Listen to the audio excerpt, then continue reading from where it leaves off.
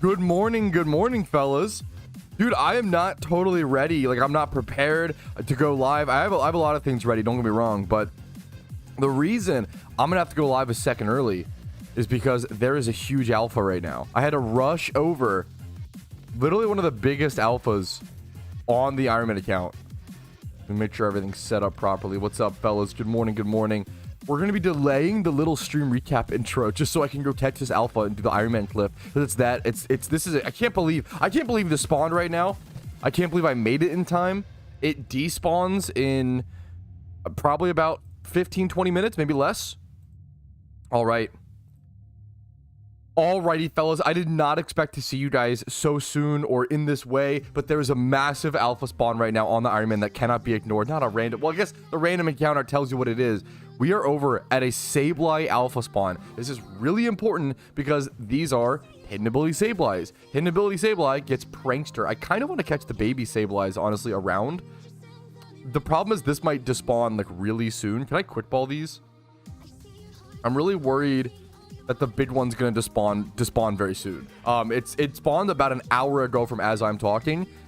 I'm gonna try to quick ball these, and if that does not work, I might just run. I would love an extra hidden ability sableye. If one of them shows hidden ability access, then I'll put more effort into it. But yeah, I gotta catch this alpha as soon as possible. This is throwing my schedule off, but it's super crucial, man.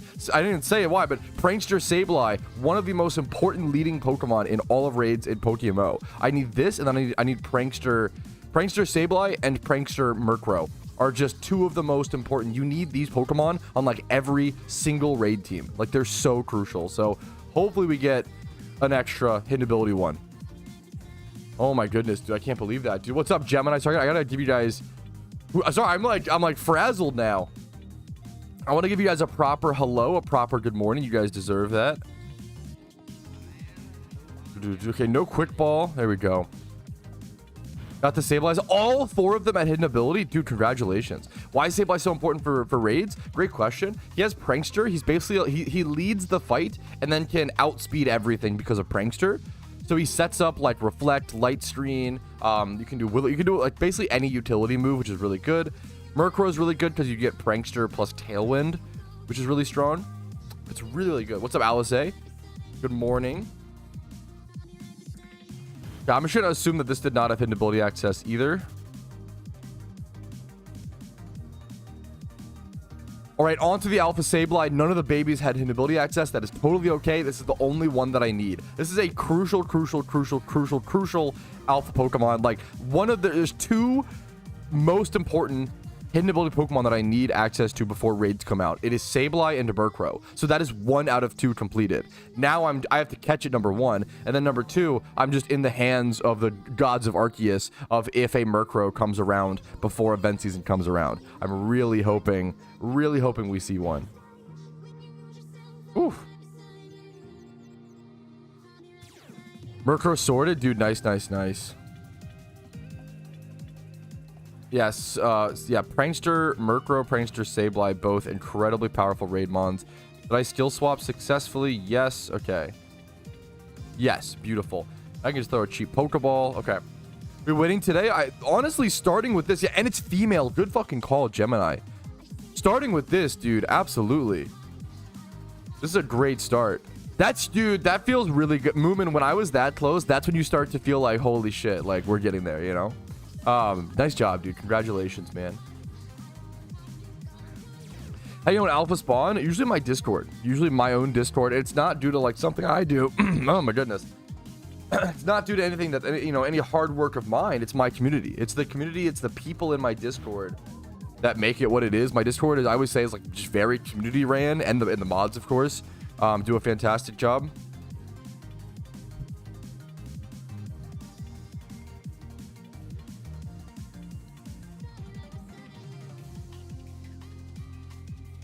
I want to go soak this thing now. Yeah, whatever worked best for you. Like, don't get me wrong. Crispy morning voice. Yeah, I am. Yeah, dude, it's funny. A lot of people a lot of people will watch my guides or watch my videos and then come watch me on stream and be like, hey, Patrouski, you sound really different. And I have to break the news like, yeah, my voice isn't that deep normally. Like, and I don't try to do it on purpose, but I just, for a while, the way my schedule was, right? The way my schedule was that I would record videos in the morning, first thing when I woke up. So there were so many guides and so many videos were recorded with my morning voice just because it worked, my schedule worked out like that, you know? So it's just one of those fucking, it's just funny, you know? Morning voice is a stupidly powerful tool, okay? As men, we have to abuse it, okay? It's one of our fucking dumb little things, okay? I think I can just start sporing and false swiping. I've soaked this now. You want to soak it so you can actually false swipe it. I watch videos or streams, yeah. Good morning, Mr. Trousey. I'm gonna give you guys all proper good mornings. Good morning, Mist. Good morning, Milan. Sorry if I butchered that. Good morning, Gemini. Good morning. And is it Cimarol? You can yell at me if I get that wrong, okay? You can teach me how to... if I ever get your name wrong, you can always yell at me. Yasu, good morning. Crix, good morning. Chris. Altaria, good morning. Moomin Ryan, good morning. Gamester, good morning. Patty, good morning. Alice, good morning. Tom, good morning. Dylan, Mist. Beji, good morning. Parnell, good morning, dude. What's up? Gotta abuse it. That's what I did. Hey, if you're gonna be born with certain privileges, you might as well. What's the point of being born with dumb privileges and then not using them? Okay, that's the, you know. Join your stream. Yo, what's up? Happy to have you, Kuya. Good morning. He hates you, oh no, I don't get a good morning. Good morning, Raph. Ah! There you go. You get a fucking special good morning because I fucking missed you, dude. There you go, man. Ah, come on, dude. I'm about to stop streaming on. All the viewers I get on Kick are just bots. Like I might just stop. I try stream now, just because I can. But I haven't found the right third platform. I tried TikTok for a bit, and I think TikTok, maybe it did do more than I expected. Maybe it got me visibility. Like the goal of TikTok is just, if I stream on TikTok, the goal there, I don't think people are really watching streams, at least like game streams on TikTok, like engaged. That's fine. I think the goal is to have people swiping through TikTok be like, what the fuck is this game, right? And then be like, I'm gonna check that out later, you know? That's the goal. If I can do that on TikTok, I might switch back, because I feel like Kick is not really doing anything. Kick is just bots come in every day and be like, hey, you have 0 viewers. You are clearly a dog shit streamer. Want to buy views? Like, it's like, no, dude, I've been doing this for like fucking, I've been streaming for like 12 years, man. Come on. This is just a fucking meme, dude. Maybe stream for MySpace? Yo, okay, maybe I should revive MySpace. Yeah, dude, I appreciate hearing, I love hearing LinkedIn. Okay. There is some really funny fucking memes. I really love hearing stuff like that. I love when people tell me how they find my content, because it's hard to tell. Like, I don't know if there's data to some extent, but I just never know how much of it's consistent and how much of it, you know, it's tough. I appreciate that. Like, it's good to know. Good to know. Honestly, like I always say, so I've been talking to my wife. Sorry for the content discussion. We're not even talking about PokeMMO, excuse me, but it's relevant to PokeMMO and the community in the game, right? Good morning, by the way, Racky Prince. How you doing? Something I talked about with my wife a lot recently. I need to focus more on shorts, YouTube shorts and TikToks and things like that. Even if it's not your cup of tea, I get it. It's not really I'm not good at stuff like that. It's not really my style of content. My wife has to help me with it. She's amazing. She really gets that style of content. Because it's just the best way to spread awareness now about something. And I feel like we always say, PokeMMO is the best Pokemon game you've never heard of. So if people haven't heard of it, what do you got to do? Make them hear, you know, get them fucking awareness out there. Anyways. All right, here's the alpha sableye caught. Dude, I'm so happy with this, seriously. To start the morning with this, really good stat placements as well. Really good stats. Wow. The 31 attack is whatever, but I do need defense. You really just want bulk. You want defense, HP. Also, this nature is usable. I think I'm just going to keep this nature. I think this is also, it's female. This actually is a crazy catch. This is actually a crazy catch. It's female, impish. This is insane. This is so good, dude. I should be able to just breed this with like one Pokemon, Brace the Defense, Everstone this, and get an amazing Pokemon. It's like the humanoid age group, correct? Yeah, Sableye's weird. You would think it'd be like a Chaos age group mod, but it's weirdly humanoid. All right, hell yeah. Okay, after this, I need to buy more escape ropes before I forget. Goodness gracious. I'm going to do my gym rerun on the Iron Man account, do my gym rerun, and today I will be EV training and XP training that beautiful, beautiful Tyranitar. I'm going to be EV training and XP training some really good Pokemon today. So I'll see you guys with that very, very soon. All right, recording a few Iron Man clips. Apologies. I still need to do the fucking stream recap intro. I was totally thrown off guard because we had that amazing alpha to go to, man. Yeah, it's one breed away. Exactly. Which that's so lucky on a, you know, crazy catch. Is there a worry that if Pokemon gets too big, Nintendo will come after it? I mean, I think there's technically a worry, but at the same time, like, I don't think it's something we need to worry about. I don't think it's something that needs to be like. It's one of those things where, like, I wouldn't worry about it until it happens, and then it's also one of those things I don't think Nintendo would ever come after Pokemon. There's a lot of we talk about this all the time. I have videos talking about why PokeMMO is actually, like, legally fine from my understanding. I'm no lawyer, keep in mind, obviously, but from everything that we understand, like, PokeMMO is fine. It is in, like, a legal, arguably, loophole, but just it should be fine. It's an emulator, not, you know, any sort of copyright. And then it'd have to be a specific case. Like, if Nintendo tried to take down PokeMMO, it would be a learning case for copyright. They'd have to make an argument that something very new or niche is happening. They'd have to like copyright law. The problem is that copyright law is, like, extremely. Yeah, I think this is a fair counter argument. I agree that it's in a gray area, but Nintendo got hit us. I unironically, like, that is. You're not wrong. The problem is, I'll say that I don't think that Nintendo and PokeMMO are fighting over the same player base. I don't think that people who play PokeMMO are like, oh man, I was gonna buy the new Pokemon. I love new Pokemon. I was gonna play the new Pokemon game, but then I found PokeMMO, right?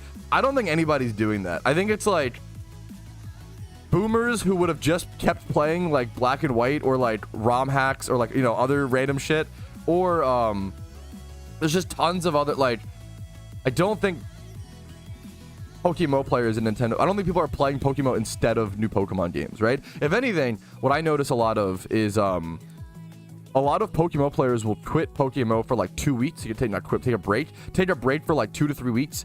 When a Nintendo game comes out, buy that and then come back to PokeMMO, because PokeMMO has the longevity a lot of new Pokemon games do not, right? So a lot of people that I know, like when Legends Arceus came out, perfect example, quit PokeMMO for like 2 weeks, binged Legends Arceus, like beat the game and did everything they wanted to do in it in like 2 weeks, and then came back to PokeMMO. Traditional Pokemon doesn't have the longevity that PokeMMO does. You can't play it for like thousands of hours, at least as easily in my opinion. Anyways, Danny, speaking of fucking the goats, no, you're the goat, dude. What's up, dude? They just modify. Yeah, there's a whole deep dive into that, Nick, for sure. It's definitely like a whole, yeah. It's got a lot more complicated over the years.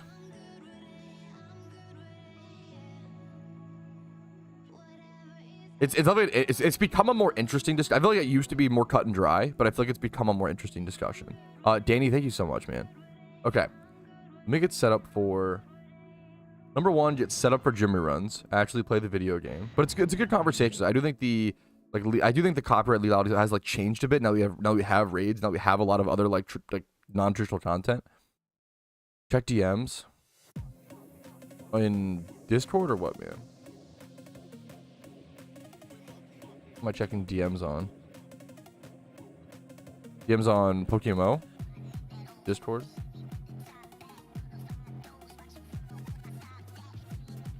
Okay, that is pretty goated. I was like, dude, fuck. Okay, that is pretty goated. That is pretty goated. Do you mind if I show this? This can't be a dox. Unless the fucking, what's it called, guy? Unless, is it Rainbolt? Unless he fucking... This is fucking pretty goated. One of my viewers, Treestain, was like, yeah, I'm watching your stream from this today. This is pretty fucking goated, dude. If you watch my stream from an absolute piece of machinery, that's fucking goated, dude. Holy shit, that's so funny. That's so amazing. Okay, that's fucking sick. Let me get set up. I keep getting distracted, but that is sick, dude. Holy shit. I haven't seen a piece of like that, dude. Fuck. In a while. My dad grew up on a farm, so I grew up around like a lot of tractors and like a lot of... I haven't seen a thing like this though in a long fucking time.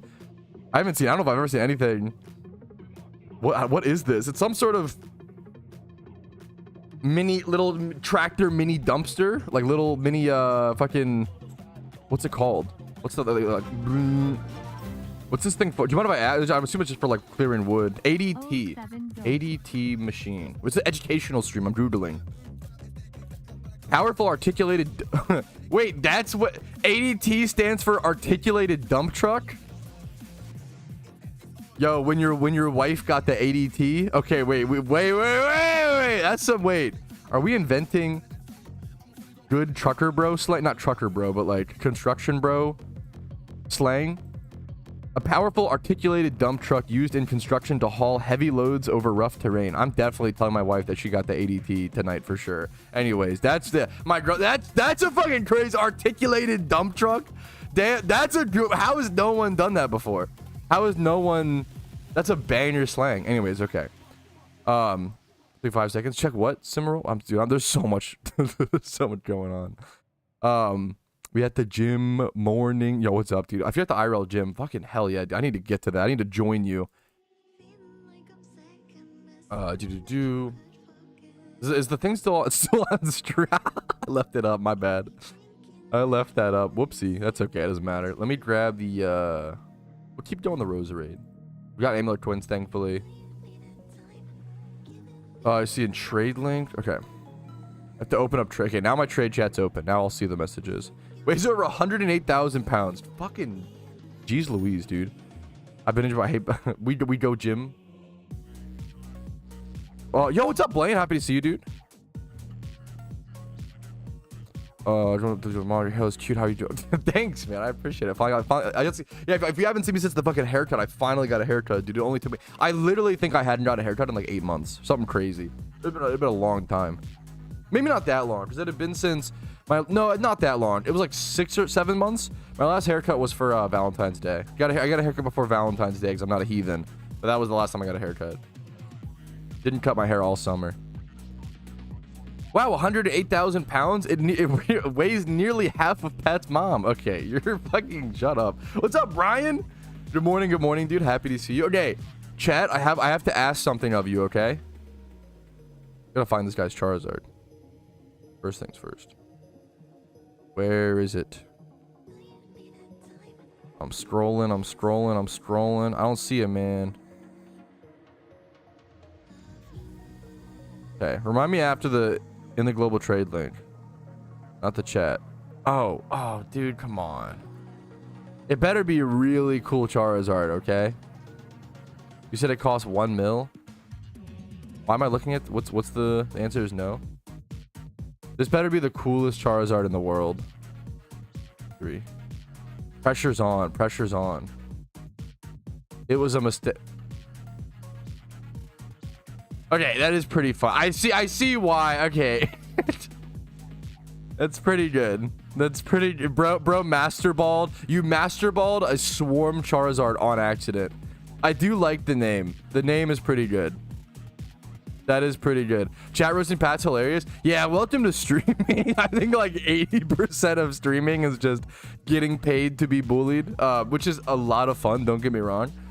Anyways, that not an accident. Okay. Let me change this 42 so I don't forget. All right.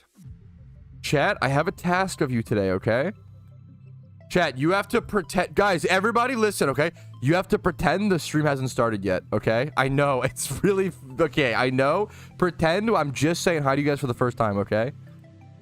We're about to do the stream recap intro, okay? Don't let them know that we're fake as shit, okay? We're about to do it, okay? You ready? Let me get a sip of my Mountain Dew.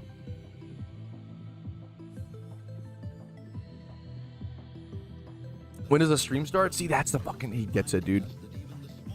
Okay. Not this again. Not this again.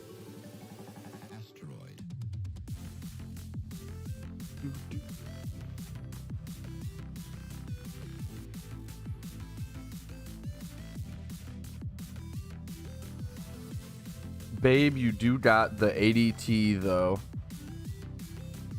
Blushed emoji, sunglasses emoji. Sorry, I messaged my wife real quick. Okay. 24-minute intro. Okay, come on. Can't wait. Okay, man. Whatever. You're too good at it. Okay. Ready? 3, 2. Push the hair back. 1. Okay. Okay, you guys ready? You guys ready? Okay. Wait a minute. Okay, wait. Okay, wait. I'm stalled. Okay. Wait. You ready? Ready? 3, 2, 1. Alrighty, fellas, good morning. Yo, what's up? My name's Patrouski. Welcome back to your daily source of tips, tricks, information, and communication. What's happening inside the PokeMMO community, okay? There's always a lot going on. PokeMMO communities are generally pretty turbo online. There's a lot of discussion, a lot of things to catch up on if you want to live your life and play this game. So we try to do that every single day on the stream recaps. Hopefully you guys enjoy. First things first, shout out to one of my viewers, Tree Stain, who said he's watching the stream today from this absolute behemoth of a machine. I think that's awesome. I couldn't appreciate it more. Please pay attention if you're actually operating it, but I think it's pretty dope if you're sitting on your little fucking phone, but like if fucking hanging out, watching the stream. Hey man, I appreciate it. The best thing my content can do is help people get through a fucking tough work day or something like that. So that's, I appreciate it a lot. Anyways, let's actually get into the what's happening in the community, the upcoming catch events. We have more catch events to cover than ever, okay? So I am gonna try to get through them a little bit quicker. So I don't my browser set up. We do it live. Screw it, we do it live, okay? We have more catch events to cover than ever now that I'm going to be attempting to cover some of the Chinese catch events as well whenever those are active. Those especially matter for Australian players and Australian viewers. Or anyone who worked the night shift. I think graveyard shift, third shift people, you know, I think it's really important to be aware of these catch events, not this one, but the upcoming ones that are at different time zones at different times. Okay. Everybody ready? Let's go ahead and jump into it. First things first, we have our typical catch events that I've covered a little bit already. We can cover over and over and over again until they actually happen. On the 12th of September, 2025 at 2 p.m. ET, there is a Hound Hour catch event at Route 214 in Sinnoh. You can find all these details over on the official events page on the forums if you want to see these for yourself. You have 1 hour to catch Hound Hour, Sudowoodo, Motham, and Girafarig, as well as Stunky, of course. Modest is a +5 nature bonus.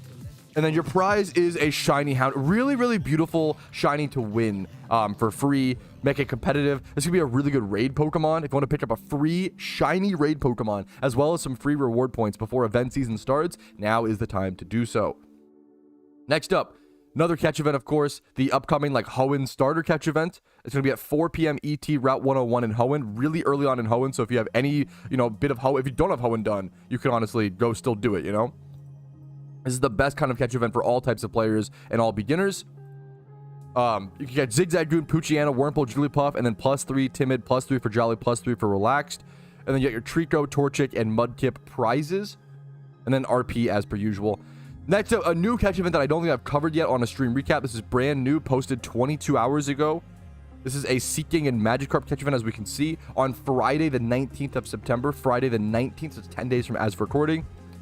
That is at 2 p.m. ET, Fuchsia City, Kanto. So there's going to be a fishing spot. I'm actually very familiar with this spot. This is a fishing spot that people used to attack EV Train on way back in the day. Seeking, Goldeen, and Magikarp. There's also Gyarados there, but just ignore those. Obviously, those do not count for the event. And there is a shiny Goldeen. Not obviously one of the most desirable shinies in the world, but I always say, whenever there's events like this and prizes like this,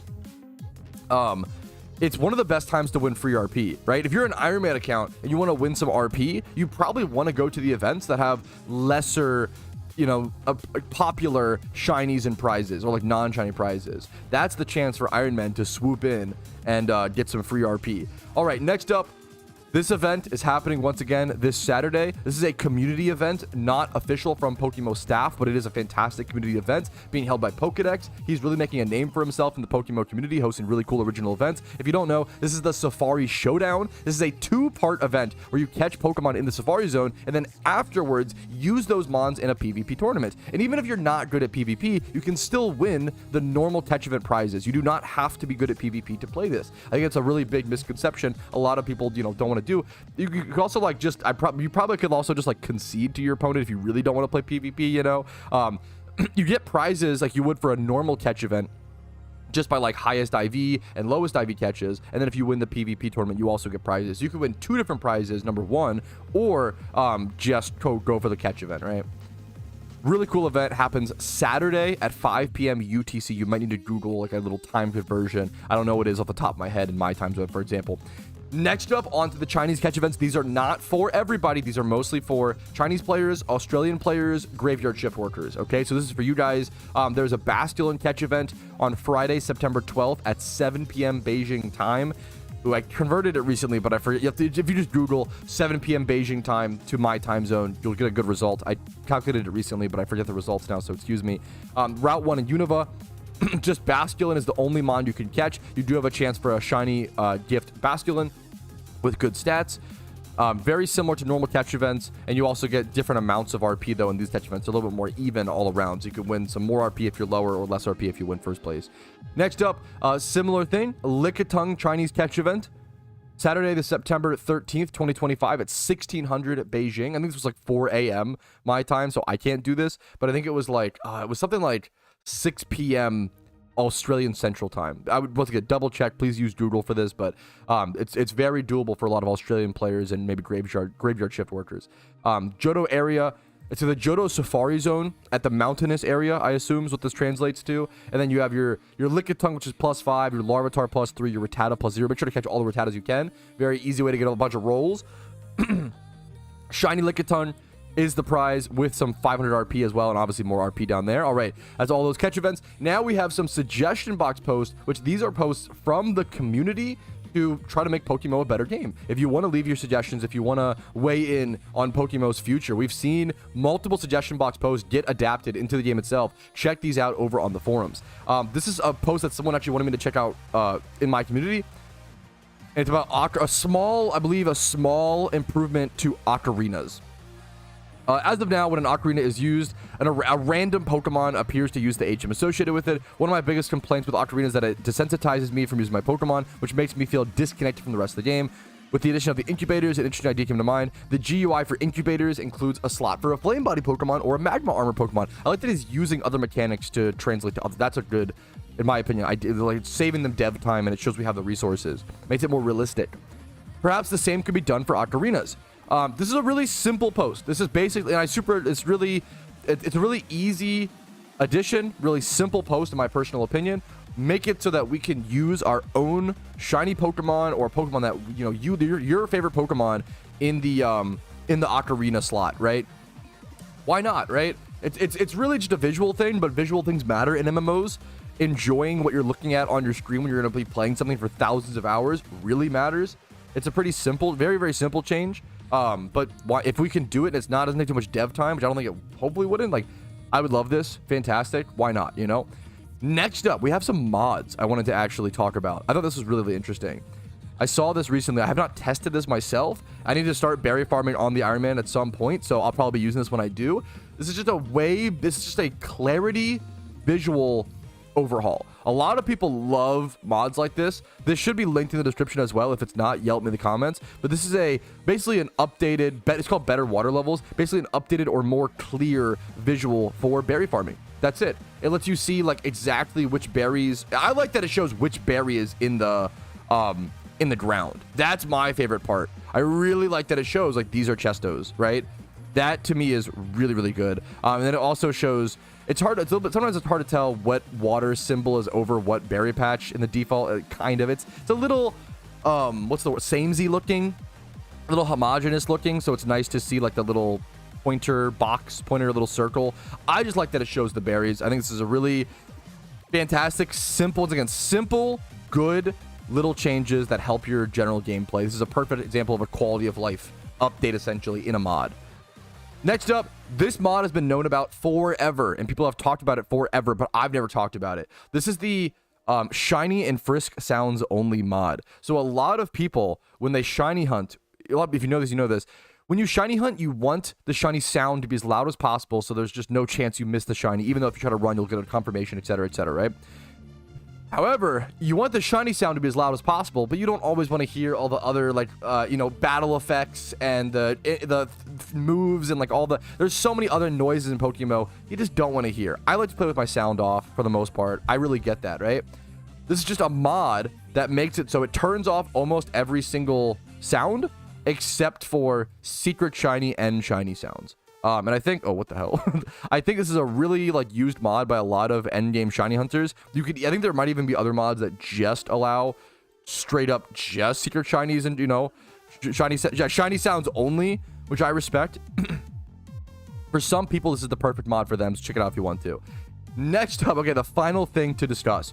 I recently made a few different videos. I made how to prepare for event season in PokeMMO. Check that out if you have not seen it. I think it's a plethora of good information. And then secondly, I also made I tried to condense it down and give you guys a list of just 20 Pokemon that you could make to do all of the raids in the Halloween event. That was the goal, was to have it so you need to make as few Pokemon as possible, yet still complete all of the Halloween raids. Right? So this post kind of does the opposite from that video in a fantastic way. And like, I also have I have a few videos that cover certain things, but this post covers things in a totally unique way, in my opinion, that I think a lot of people would be looking for. Sorry, excuse me. So I also have, for example, a video that's like every single raid Pokemon you could build, right? This list, on the forums, essentially is every single good PVM Pokemon you could have in PokeMMO. This is an incredibly powerful, incredibly good list. I'm going to go over some of it to show you guys. So this is like his recommended must-haves of Pokemon, right? A Prankster Murkrow, okay. A Prankster Sableye. 2 really good utility raid Pokemon. Sure, that's nothing super whatever. But like, also, he has like different types of Pokemon all in one list. Typhlosion, Jimmy Run Typhlosion. Chandelure, that's for the Pumpkin boss. And just for tons of other like... Sorry, excuse me. A lot of these mons end up being super useful in tons of other areas. That's why it's like tough to recommend new players a limited amount of Pokemon to build, because you need in the long span of PokeMMO, you need so many, right? Crocodile, Tyranitar, Garchomp. I like that he brings up Cloyster. Cloyster, very, very good single target damage Pokemon, really good in train reruns, infamously used for that. Can be really good in certain raids, nichely. Can be really good in like the little mini pumpkin fights, though, not the pumpkin boss, but the mini pumpkin little fights. There's a lot of like good use for stuff like that. Darmanitan, Volcarona. We go into our fire types. Fire types, we think a lot of people have discussed fire types to the end of the earth at this point. But there's a lot of things here. Camerupt is an interesting inclusion. I kind of respect it. There's not a whole lot of special attacking ground type Pokemon, so I think that's why that gets mentioned, which there is a good, you know, niche for. Ampharos, Manectric. There's just a lot. This is a much bigger in-depth list than what I have. I have the in-depth raid Pokemon list, but I feel like this covered this felt to me like it covered a lot of PVM in general. So I feel like this covered a really cool niche that I haven't done yet. I thought it was a really, really good list. So check this out. It should be linked in the description.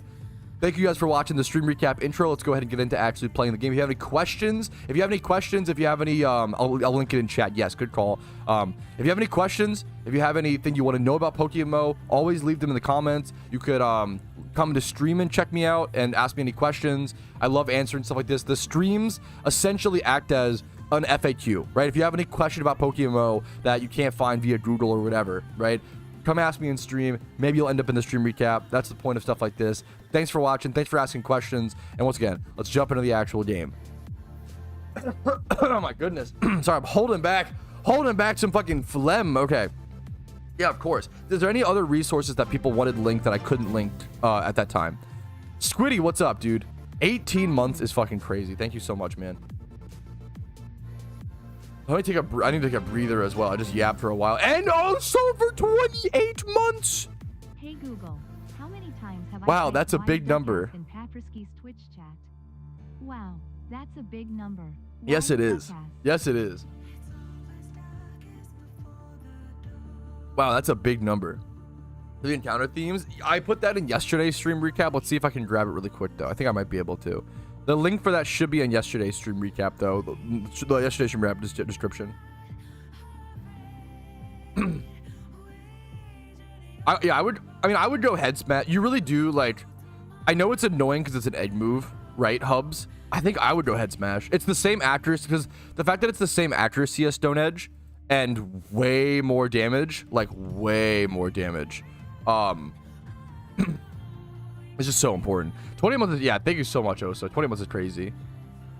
I know it's annoying to go for the egg move. I think it's super worth it. I would go the egg move on Arceus. Here's the link to the themes, by the way, for anybody missing that. All right, all right. Does using themes and mods lead to an account ban? No, of course not. And so any mods and themes on the PokeMMO forums have to be approved by the devs. There's no, like, unless you're using a mod that you created or someone and you didn't get created or someone and you didn't get through the forums, right? It's for Audino. Pokedex completion. Audino is a Pheno, right? So you have to just do Pheno calls. I cover Phenos and stuff like that here. Is there actually an F? That sucks.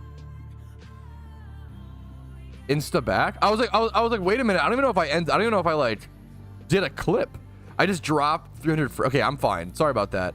I just dropped like 300 frames, I guess, for no reason. My mistake. Sorry for breathing. Sorry, Twitch. My mistake. Hear me out. Okay. Underworking. Come on. Today, I will say today probably will be a shorter stream. Okay. I have to try to, I have a, let me think. I have to do like some editing and exporting today. I have to edit, Iron Man episode 16. I need to edit tonight, ideally.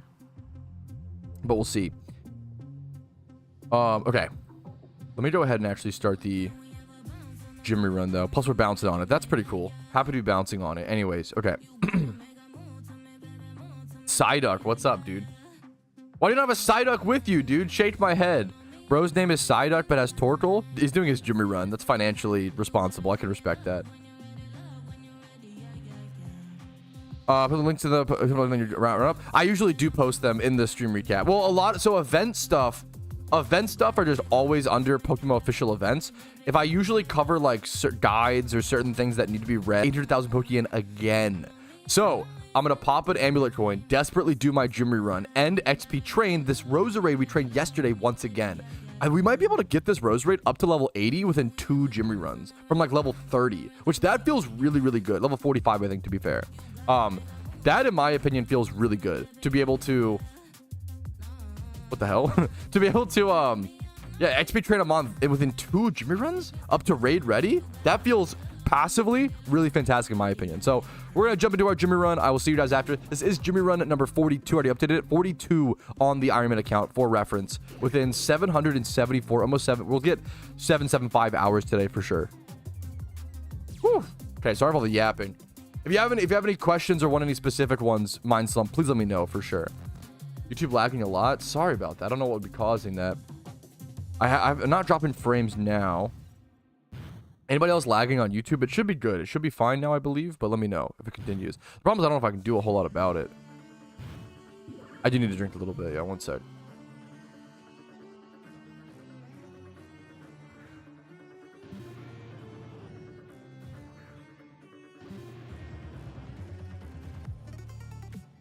Maybe it is just is YouTube lag. I'm so sorry about that, Blaine. If there's like a weird.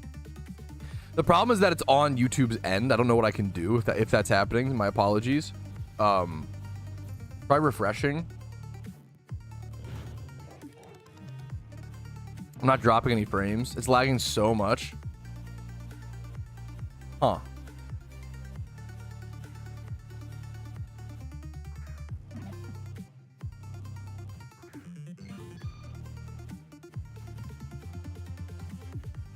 That's so sad. They can never let me know. I'm not dropping any frames on my end. So it must be a YouTube/restream problem. Sadly. Who's up winning 10 game? Ooh, 10 game Tuesday. Refreshing worked? Okay, that's the best. Yeah, that's the best news. I'm glad that, okay, hell yeah. Hell yeah. That makes sense. I did drop like 300 frames at once, so I bet the YouTube stream was just like trying to catch up and couldn't in a week. Yeah, okay. I'm glad that worked. Hell yeah. Thank you guys for telling me. I really fucking appreciate that. Jay Chud, what's up, man? Thank you for the prime. Hopefully the content's been helpful or entertaining enough to warrant that sub, dude. What's up? How you doing today? After a little blip. The problem is I'd have to shut down. I'd have to like make a whole new link and like I can't just easily restart it is the problem. I think it might be, yeah, hopefully refresh seemed to have worked for people, hopefully. We're We're gonna continue. If any lag continues to happen, let me know, guys. If we need to restart the stream, we can. But Mr. Cum Dumpster, a bunch of my buddies started playing recently, and all have like 1 to 2 regions complete. Is anyone which keep running regions? Once you get like Unova done, you can probably just start gym reruns from there. Even doing a gym rerun that makes like 150k pure yen is probably still worth it. It's a great question. If you have Unova done, I would probably just go for a gym rerun team. It's actually so good. And then if you have Sinnoh done, you could go for a cloister. Talk about Silksong. I don't have a whole lot to say. I love that people are excited for it. It's just not my kind of game. I was not a fan of Hollow Knight. I don't think Hollow Knight's a bad game. It just wasn't for me. I don't like games that make you constantly. I don't like Metroidvanias that make you constantly have to retrace your steps. I love 2D platformers. Some of my favorite Crash Bandicoot games were the Game Boy Advance Crash Bandicoot games. The like 2D ones were so good. The side scrollers.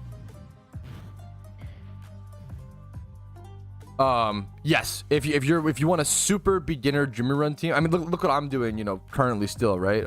Absolutely. What was bro's name? You heard me. I can't help it. It's it's just someone in Twitch chat's name. It is what it is. You know.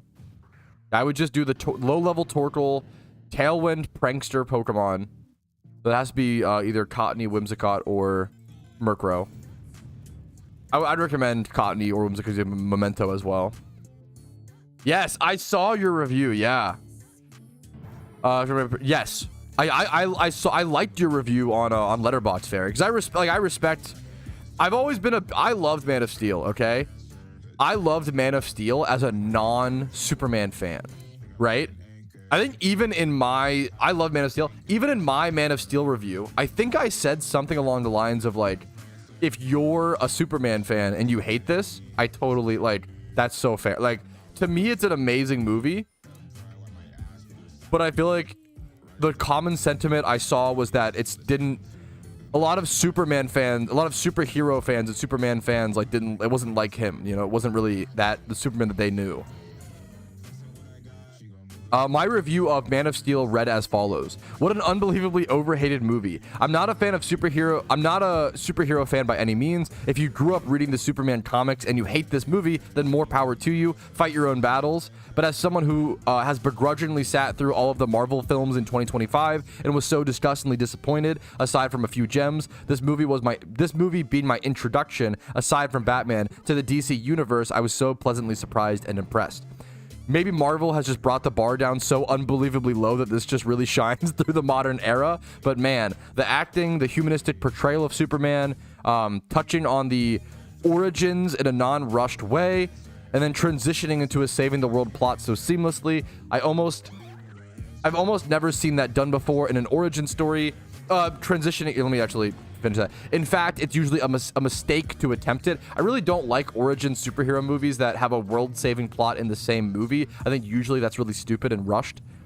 I think I say that in my... Usually, if you're doing an origin story, you keep it simple, give the world and hero time to grow, but man, they just really did it all well in one movie. I really liked Man of Steel, but I understand if you're a Superman fan. For a lot of people, Man of Steel was not the Superman that they know, which is so fair.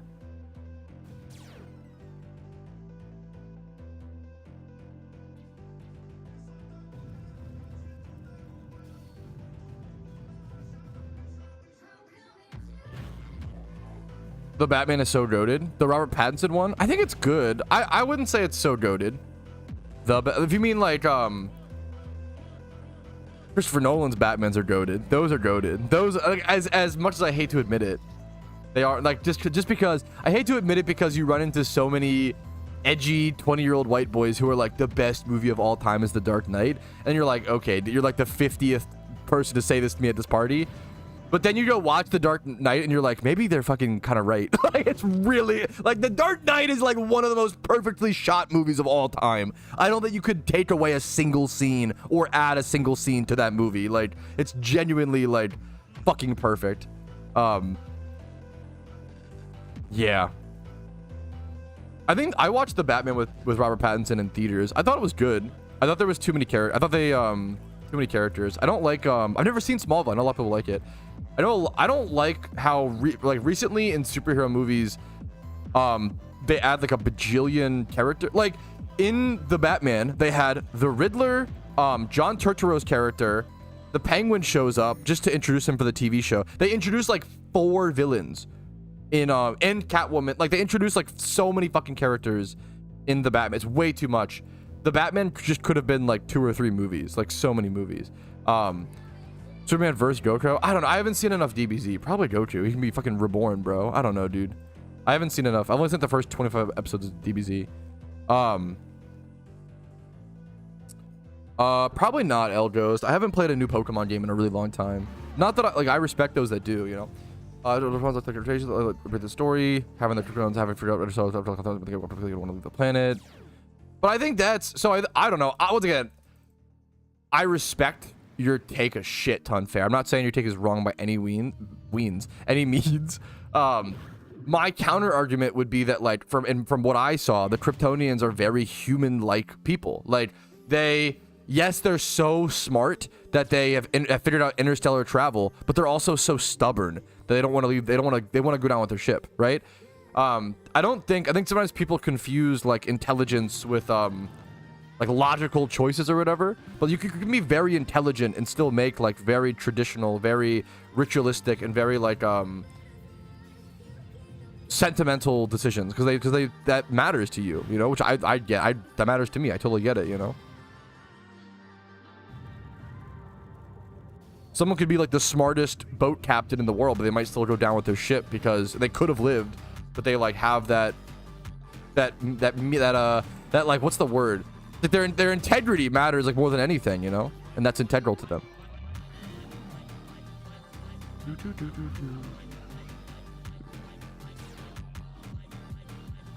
Mono Batman will have someone like the Riddler or something like that. Now, dude, okay, Paul Dano playing the Riddler in the Batman is the best. I wish they just gave a whole movie to the Riddler. Paul Dano is fucking insane. I was not familiar with his game until I saw, and him in the Batman is obviously insane. Also, apparently him singing that song, maybe I'm spreading misinformation, but for him singing that song of like Santa Maria and like the Batman, that was fucking improv. He was just told to do crazy shit, and he just sang that that's fucking insane. Like that was the creepiest part of the whole movie, when he just starts fucking singing that song and Batman's like, fucking where is she? Dude, that shit's so good. Oh my goodness. Fuck, man. It's like the common sense. I don't like the word common sense. I think people use common sense a lot for false argumentation. It's almost like a fallacy at this point. There is some truth to it, and I do understand the purpose of common sense. I think we need to expand our vocabulary. I don't like the word. People use common sense to, like, someone will say something like, the earth is flat. It's just, people don't have any common sense anymore. It's just common sense. And it's like, well, wait a minute. What do you mean? Like, I feel like people often use common sense to back up terrible. They just can't present their art. Like, they just can't defend their position. It's like the go-to catch-all for, oh, you don't agree with me? Like, you don't have common sense. I think it's really, really stupid. It sucks because, it's sad because common sense actually is a fine social term that actually did have a lot of value over the years. I feel like right now everybody's in different realities that common sense just can't be used right now. Maybe in 5 to 10 years or in 20 years. But I feel like right now. Yeah, sorry, that was kind of nerd emoji of me, Miss Bliff, to be like, I don't really enjoy common sense right now. Very specific to your environment and your circumstance. That's a great way to put it. That's so good. That's so fucking fair. I think common sense has just become a catch-all term, and I would just change the wordage, but I'm kind of being nerd emoji, you know? Like a good example, like the customer service thing. Like, I would just say like social intelligence, like social skills and like politeness is the problem there. I wouldn't use the word common sense, even though you're using the word common sense to portray those two things, right? Because like, it is pretty crazy, you know? You run into some people working in service where you're like, how the fuck do you live? How do you function day to day and act like this, you know? About rare sense? Yo, okay.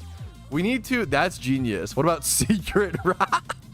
Come on, guys. It's secret rare senses. Everybody, you know, what are we doing?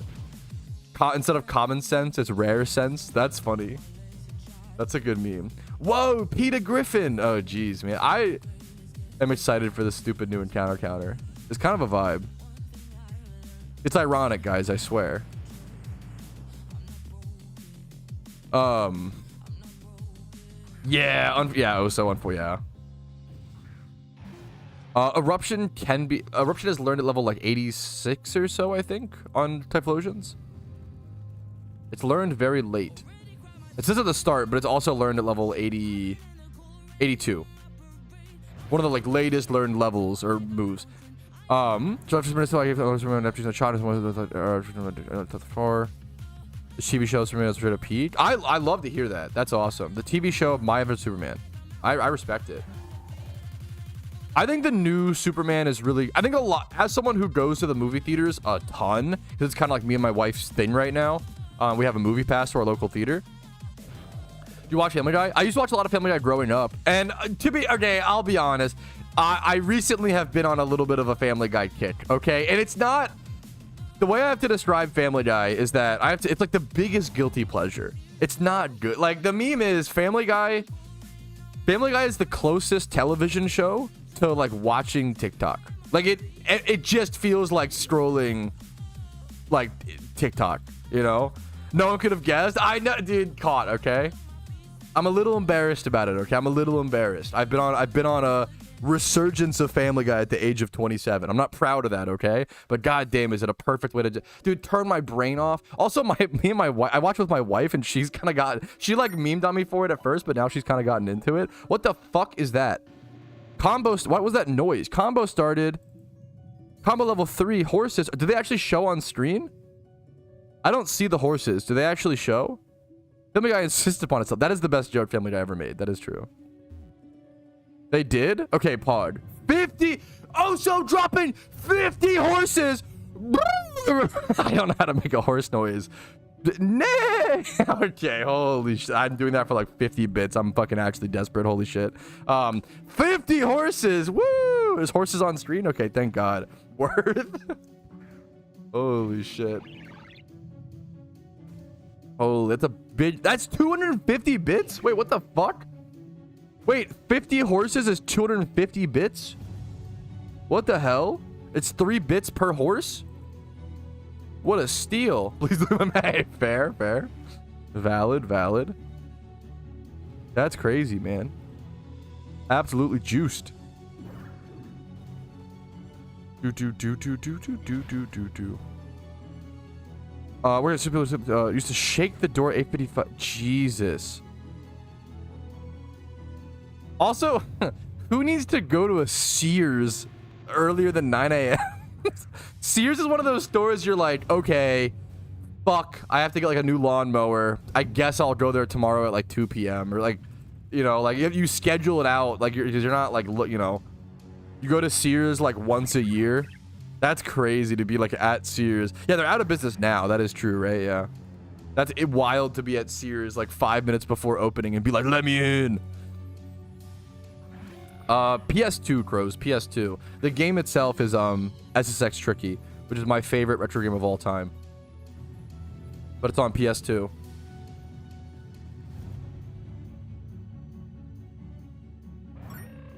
Hell yeah. Okay, more horses! 52 combo ended. 52. Thank you guys so much for the 52 horses. Thank you. It's so dumb. It's becoming like, dude, it's kind of base. I mean, it puts a smile on my face. I haven't seen Spirit in a long time. 11 out of 10.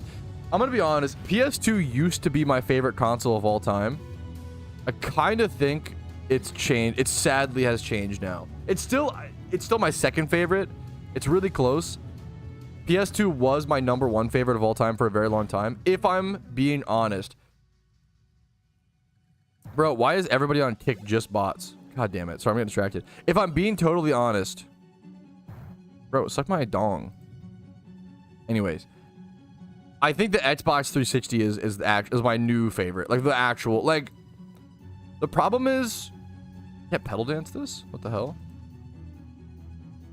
The problem is that the PS2, some people are gonna get really mad when I say this, okay? The PS2 does not have a whole lot of like deep RPGs. There are a few things. I've played Eternal Ring, you know, there are like the Final Fantasies, I guess, but I wouldn't call them like deep. I wouldn't call Final Fantasies deep RPGs, I'm gonna be honest. They're like maybe like deep open world RPGs is what I'm looking for. Final Fantasies are story-based, emotional RPGs, right? Dragon Quest is the one I was here. I haven't played. GameCube is underrated. I counter that. I think GameCube's overrated. People love GameCube. I think GameCube was underrated when it released. It sold very few copies comparatively to the PS2 and the Xbox, right? Like the Nintendo like hard lost that generation. The PS2 sold like 100 million copies. The Xbox sold like 60 million or some shit. And then GameCube sold like 9 million, like it hard lost. The reason why it lost is because it used different discs sizes compared to everybody else, which is kind of annoying, number one.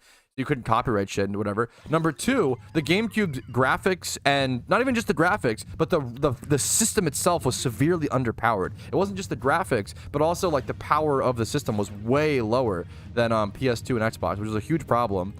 Nintendo's always done to some extent, but I think the GameCube is overrated. I'm not a huge fan, man. I also think the GameCube controller, one of the most overrated controllers of all time. I'm sorry. Just my opinion.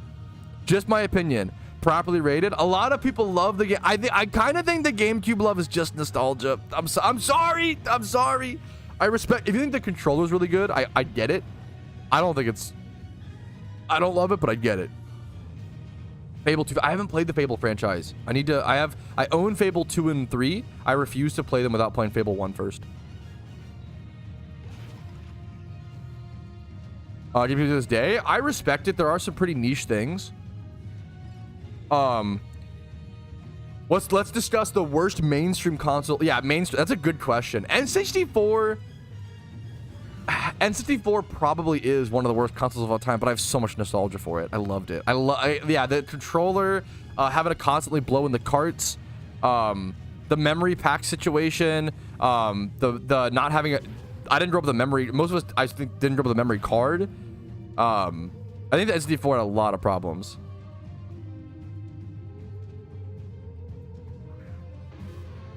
I love the N64. It's really nostalgic to me. I really do love it, you know, but I think there's not that many good games on it aside from like Mario Kart 64, Smash. There were like a few like racing arcade games. For N64 was next level, but I love you, but it wasn't because the PlayStation was I'm sorry, but it literally wasn't. The PlayStation 1 released 2 years prior to the N64, and had better hardware, played CDs, better game. Like the PS1 was just better. I'm sorry. N64 revolutionized the industries though. How? How? Tell me how. I don't think it did. As a big retro video game collector and like pretty big like video game historian to some extent, I don't think it did, man. I think Nintendo makes good games to some extent. I'm not even a huge fan of Nintendo. That's personal though.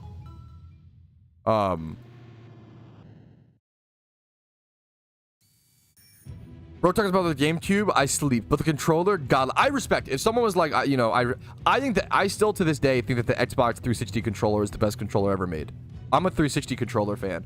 I think it's better than. I haven't tried the like Series X Elite, like the super new ones. I tried the Xbox One controller. I thought it was just worse than the 360. Personally, the feel was more blocky. I need to play the Fable franchise at some point and give it a proper. I really do wait. I try to give franchises a full rundown. I almost said rub down. I try to give franchise I like to start from the beginning, you know, and really. I did it with like Borderlands. I did that with I've tried it with Gears of War. I love playing from start to finish. And you still need to play Gears. I played Gears 1 and 2 and they were both great. I haven't played 3 yet, sadly. I actually have a video on that. topic. Well, a video on like how to make. Ooh, I don't know if I have streaming specifically, Cardsy. Tip number 1 is just always talk. Just never stop. The number one thing I run into when and that's like a, how do you never stop talking? I think I was just born with the yapper gene. I don't know how to teach that skill, right? I don't know, right? I feel like talking constantly is really important. One of the number one things I run into is if I check out smaller viewer streamers is there will be long blocks of silences, and that's when people leave. You have to be entertaining and you're entertaining. You have to constantly be talking. Wait, you actually talked? This was just fuck your mom stream? Oh, okay. I need to play Fable. I have 2 and 3, but I need to get 1 before I fully jump into it. You love to give games a full up down. Okay. Pokemon Stadium is the best N64 game. That is true. But I'm waiting for someone to say why the N64 was revolutionary. I'm curious. I don't think I would love to be. I'm not like trying to be, you know. PS1 was made out of a partnership between Sony and Nintendo. Sony backed out of a deal and released the PS1. Yes, because the PS1 I'm not saying that N64 is goated. Coming over the market though. I respect. You're right. I respect that. However, come on, like we got to be honest. If your main argument for why a console revolutionized the market was that it was just competition, that also like I don't like. Come on. I feel like. Not to, you know, feel free to keep talking at me, prove me wrong. I don't think the N64 was that revolutionary, sadly. I think the games were. I think the Zelda games, the Majora's Mask, right? The Mario Karts. I think the games, Pokemon Stadium. I don't think the console itself, if anything, probably held stuff back, in my opinion. You know? Yeah, the games, there's some goated games, but even then, out of the N64's entire library, there wasn't that many good games, unfortunately. Like, did you ever play like those like helicopter or like WWE games on N64, or like the Superman N64 game is constantly quoted as one of the worst games of all time? I haven't played it, to be fair. Some people say it's overhated. There's a lot of N64 games that most N64 games I think are not great, but there's some that are, you know, stand out. Games are good. I think that, yeah, that's all, which I think is fair. Sorry if I'm being too, you know, I think the N64 games were revolutionary for sure. I think that's so based, so fair. Old school Spider-Man was a kid. How old school? I loved like the WWE like 2006 or like 2008 games, you know, Achievement 3D. That's fair, but I feel like I think that's the most fair. The PS1 had like 3D games, but I do think the N64 3D. I can't speak on this. Like I don't know enough, right? But like I do think the N64 3D elements like looked more like. Is voxel the right word? Voxel definition. They looked more. The N64 had some crazy 3D elements. I think that's probably fair. The Batman game. What time is your career for locking to an enemy system in every 3D game? Just if it was first, it wasn't for Ocarina of Time, it would be a different game.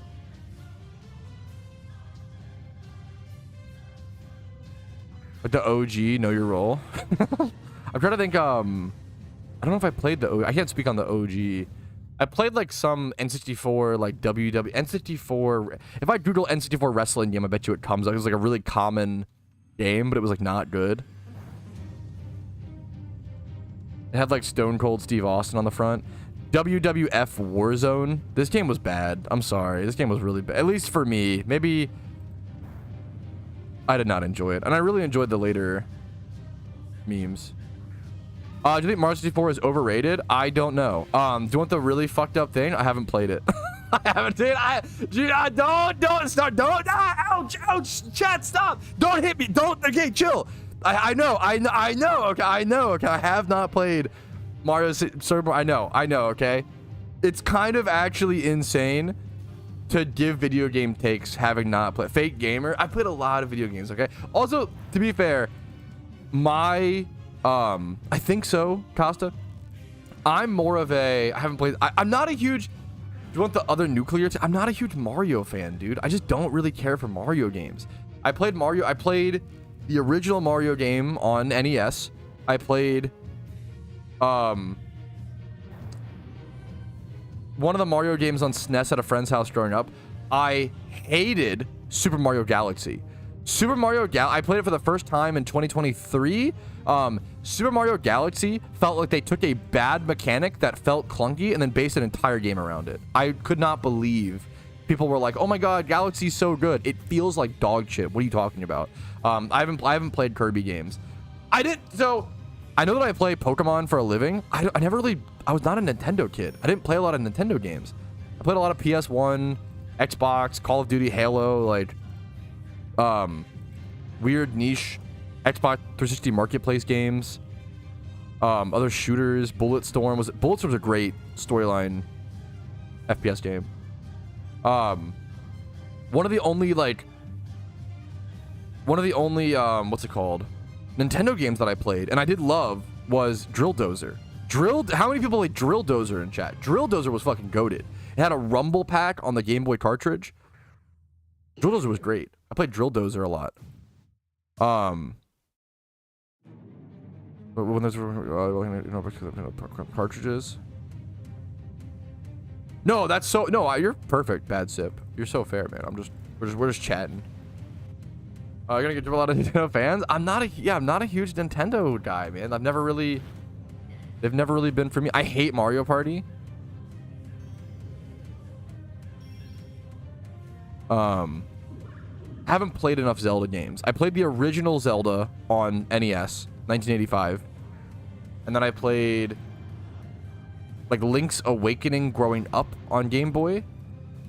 And then that's it. I haven't played, any of those Zelda games. I feel like I would like Zelda games. I just haven't played them.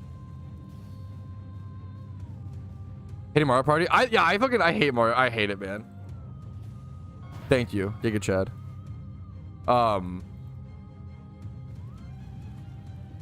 What are some like good old like Pummel Party?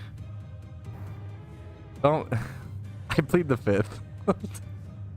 The problem is I don't like any I think I don't like any game like Mario Party. Pummel Party is probably better than Mario Party at least, but I don't really like it. I'm sorry. I love Peach. It's a real gamepad. It's better. I love Peach. I kind of want to play. I almost played Peach like single player. Peach seems fucking. Peach is goated. It was a D's nuts joke. No, I've played Pummel Party with. I'm not a fan. Peak is actually like a really, really good party game. Peak is really fun and the act of climbing is just kind of fucking peaceful. You know, pummel your mother. Okay. I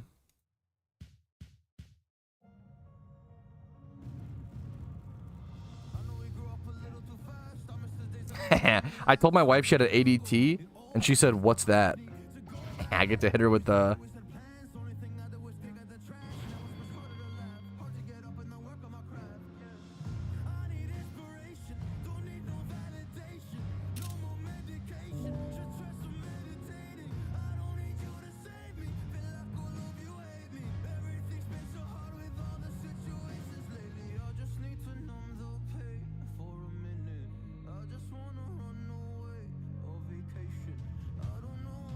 so we can stream it. Streaming Peak would be pretty funny, to be fair. Dude, the problem is now I know the game a bit more. When I was learning, I should have streamed learning the game. Holy fuck, man, it was so fun. I just picked up every piece of dynamite possible. Chaos ensued, of course. Mario Kart Wii, I enjoyed a lot. I went back and I tried to play Mario Kart Wii and I did not enjoy it, but I'm gonna sneeze. Watch out. Sorry, excuse me. I never played Pokemon Puzzle League, to be... Sorry, excuse me. I never played Puzzle League, to be fair. Pokemon Stadium is... Pokemon Stadium is like the reason to buy it. I would buy an N64 just for Pokemon Stadium. Stadium is so insane, dude. First Pokemon game I owned? Great question. Fire Red and Leaf Green. I had a little brother growing up, so I got Fire Red, he got Leaf Green.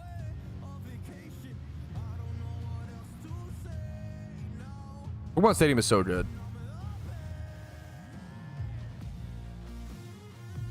That's not bad. I feel like it's honestly the best way to start Pokemon. Maybe I'm Cope. I kind of Gen 1ers say Sapphire. I think Fire Red and Leaf Green is literally like the best way to start Pokemon because it's Gen 1, but just with better mechanics and better graphics. I think Fire Red, Leaf Green are amazing games. I think that I still to this day they're probably my favorite Pokemon games because of nostalgia. Yeah, I respect Yellow. I respect it. Crystal seemed really good. I never played Crystal, but Crystal seemed really interesting. People always swear by Pokemon Crystal. Yep, there. Yeah, there's a fuck. Oh, so yeah, it was before the yeah.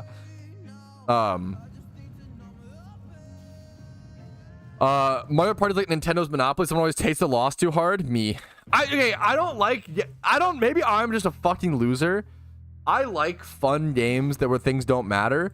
I don't like fun games where things don't matter and the games take 3 hours and then whoever wins is arbitrary. How is that fun? I don't get it. The mini, like, I don't enjoy. You have to. I guess you have to enjoy the mini games, but you don't even like play enough mini games. If Mario Party was all mini games, sure. But you don't even play them like enough, and the mini games aren't good enough to warrant a good game, in my opinion. I fucking hate Monopoly. I think if you like Monopoly, that's a red flag. I hate Monopoly. Monopoly's boring as fuck. Holy shit. The strategies just always buy everything. Like, it's really fucking boring. Monopoly is so boring. Not a fan. Holy shit. You wanna know a good ass board game, bro? Guess Who? Yes, dude. Guess Who goated. That game probably can solve pretty quickly. Tekken. I played a little bit of Tekken growing up. Tekken 2, 3, and 5. I was never very good. Soul Calibur a little bit. Tekken or Soul Calibur 2. Phase 10. Phase 10. Okay, is actually pretty good. The problem is we never finish it. Now, this is not really on the same vein as those games, but there is a card board game type thing that I love, and it's just it's Magic the Gathering. I would prefer to just play Magic the Gathering, but Slay the Spire is fucking goated. I love this game. Whenever my friends whip it out, dude. Oh no, sorry, not Slay the Spire. I'm so stupid. That's the other single player roguelike trading game. It's something Slay. Here to Slay. That's why I got it confused, to be fair. Here to Slay is an extremely good. It is a very in-depth but simple on the surface. Like, it reminds me so much of Magic the Gathering, where it's like there's actually like a lot of really interesting mechanics and a lot of interesting like chains and combos you can set up, but it's very simple on the surface. I love playing Here to Slay with friends. I feel like there's so many cool things you can do. I love this game. It reminds me so much of Magic. You're telling me that winning the whole way and losing to someone who walked further than you 20 minutes isn't fun? If Mario Party took like 20 minutes a game, sure. The problem is that Mario Party takes fucking 3 hours.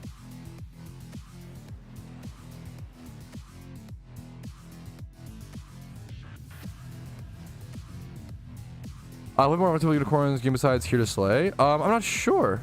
That's like, I assume it's a company that made Here to Slay. I don't know if I have. I'll look it up. I actually like really. I don't want to say I hate board games. I actually do like board games. I hate learning new board games. It is my. Also, yeah, I do despise. I'm not gonna lie. My fucking soul leaves my body when we're like drinking and I'm like 2 beers deep, and somebody's like, "Anybody want to play a fucking board game?" No. I do not want to drink and play board games. Oh my, I hate it. A lot of people love that, and I respect it. I hate it, dude. I can't follow anything. It's not fun.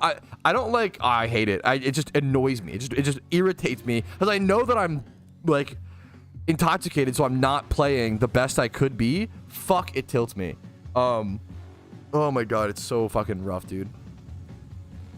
Who wants to play Cards Against Humanity? Thankfully, I haven't heard someone suggest who wants to play Cards Against Humanity since like 2012. So thankfully, I haven't heard that in a long time. Thankfully, we're chilling.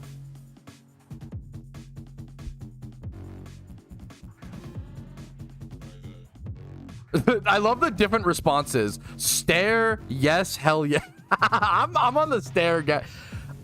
Cards Against Humanity was really funny 10 years ago, and I feel like it's one of those games. If you enjoy it still, you're literally like the kitten frolicking through the daisies like gift. You know what I'm talking? You're like living life. Like, you are the better person than me if you enjoy it still.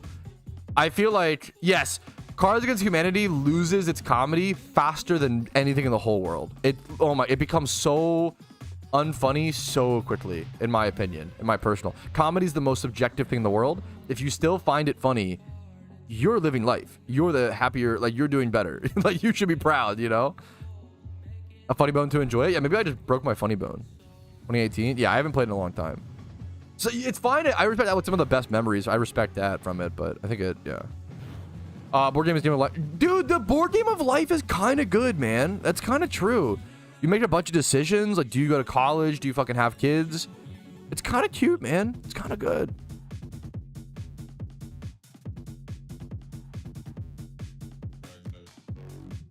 We just do first to phase 6. That's genius. We've never finished a game of phase 10. We, like, I've had like weeks. We've had it so, like, we've had like giant group friend vacations where it's like 15 people or whatever, and like 7 of us will play phase 10, and we will run a phase 10 game all week, 7 days, and we still don't finish it by the end.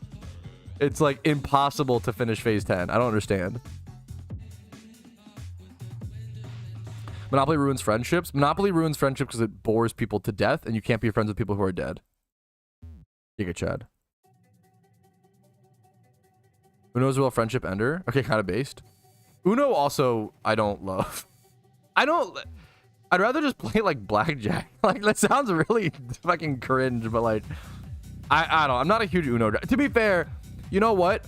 I'll be honest. I might be one of those Uno people, Uno haters who, like, if you ask me to play Uno, I'm like, ugh, I don't want to play Uno. But if I'm playing Uno, I'm like, +4, idiot. Like, I'm probably having the time. Like, when I'm playing Uno, I'm probably having fun. But when I'm asked to play Uno, I'm like, oh, this is not going to be fun. Yeah, what did you? I was like, what? Okay, you want a banger simple card game? Coup. C-O-U-P. Coup is a fantastic simple card game. I love this game. Coup is amazing.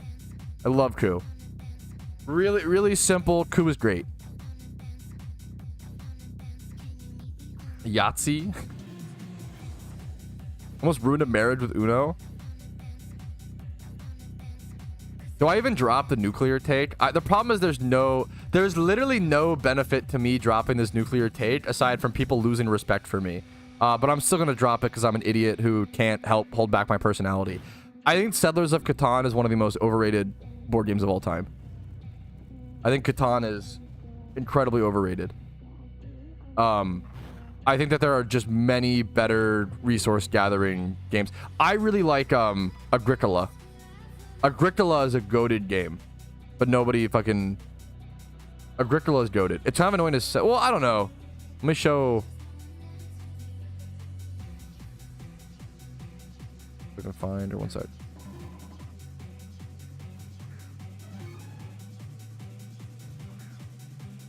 I already lost respect. Yeah, you either watch me long and you just eventually, if you watch me long enough, you'll eventually lose respect. That's kind of the take. Oh my god, that's so sorry for the jump scare. I love this game is goated. This game is just better Settlers or better Catan, in my opinion. IMO. That's just me. Fuck is Catan? C-A-T-A-N. It's like the most popular. It's like, so okay. Catan is like the most popular non-mainstream board game. There's been a huge, as someone who grew up playing Magic the Gathering, I was always around like board game culture, and I do like, to be fair, I'd much rather families be playing Catan than Monopoly, or like, you know, for a long time board games were really simple, and now they've gotten way more complex and way more interesting, which is good and bad. There's positive and negatives. Catan is not a bad game. It's just Catan is like the Death Note of anime. Catan is a gateway board game. It's good, but it's really overrated because it's the one complicated board game that everybody plays if they want to move on from Monopoly, but then they just like never move on from Catan. Not played Wingspan. Now, to be fair, I'm not a huge board game guy. Because I hate learning new board games. So I'm not like, yeah. Yeah, Catan went like hardcore mainstream. Exactly. Like that's yeah. A lot of people. Monopoly's the Naruto of board games. Okay, fucking chill. That is so... Come on. That's so BM. I hate Monopoly. I would say, I don't know if there's a Naruto. I don't know know about board games. It's so OP coded. Miruto. I love Naruto, okay, chill. But I get it, you know. A fun bird fact on each. Okay, Pog.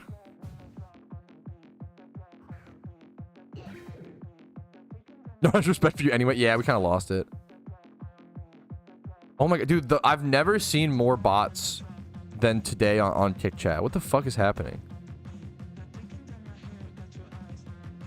Also, now the bots are evolving on Kick Chat. Bro, now all the bots, they come in and they say, hey, I'm really enjoying your stream, by the way. Also, join this Discord to get more viewers and followers. You're so fucking sad. Oh my god, that's fucking cringe.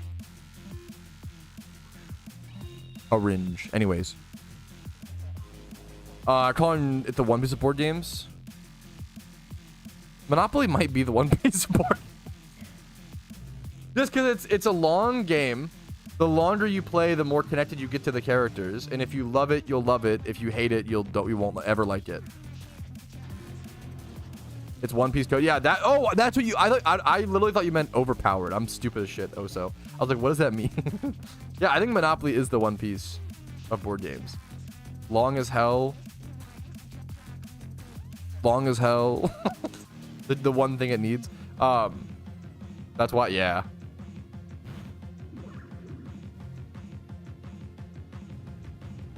I could super see that. Uno spin-offs being fun. That sounds based. I would try Uno with a little more rules. I could see that. I think Uno with a little more rules could be great. I don't like how non-skill based Uno is the problem. For the there is some it's not skill based, don't get me wrong. There is what's the like ordering decisions. A lot of ordering decisions that really matter. There's a why can't I think of the word for that? I should know the word for this. What is the word for this? We use it in Magic. What am I thinking of? Synonym for the order of something. It's on the tip of my tongue. Sequencing. Thank you. Yeah, Uno is all sequencing. Thank you. That's what it is. Which I respect. But...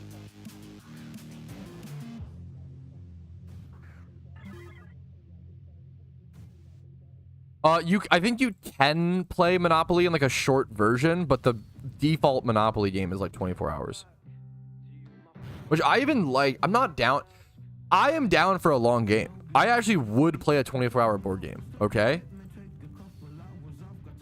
Why would I want to play a 24-hour board game? It's all RNG. Like that's my problem with like Mario Party, Monopoly. Like it's just you land on a square, you try to buy every property possible. Whoever lands on your ship pays you taxes. Boom, bam. Chess is pretty good. I'm not good at it, but it's fun. It's good. I respect that take. Chess is quite good. The problem with chess is that people who play it are kind of annoying. The problem with chess is that every other board game is like, oh, haha, just a little bit of fun, right? But then chess is like, whoever wins this game is smarter. Like, for some, which I understand, just like a very strategic, but it's still a game. For some reason, it's like, instead of being like, oh, you're better than me at chess, it's like, oh, no, you have higher IQ. Like, for some reason, chess has this, like, pretentious intelligence thing attached to it. And I used to be in chess club in middle school. I love chess, okay? But I hate a lot of people who play chess. Not hate, but, like, I dislike that part of their personality. I actually probably like a lot of people who play chess, to be fair. Probably gravitate. They're probably more towards genuine nerd culture. But, yeah, I hate, yeah. I shouldn't say I hate. I say I hate too much. Chess is fun, man.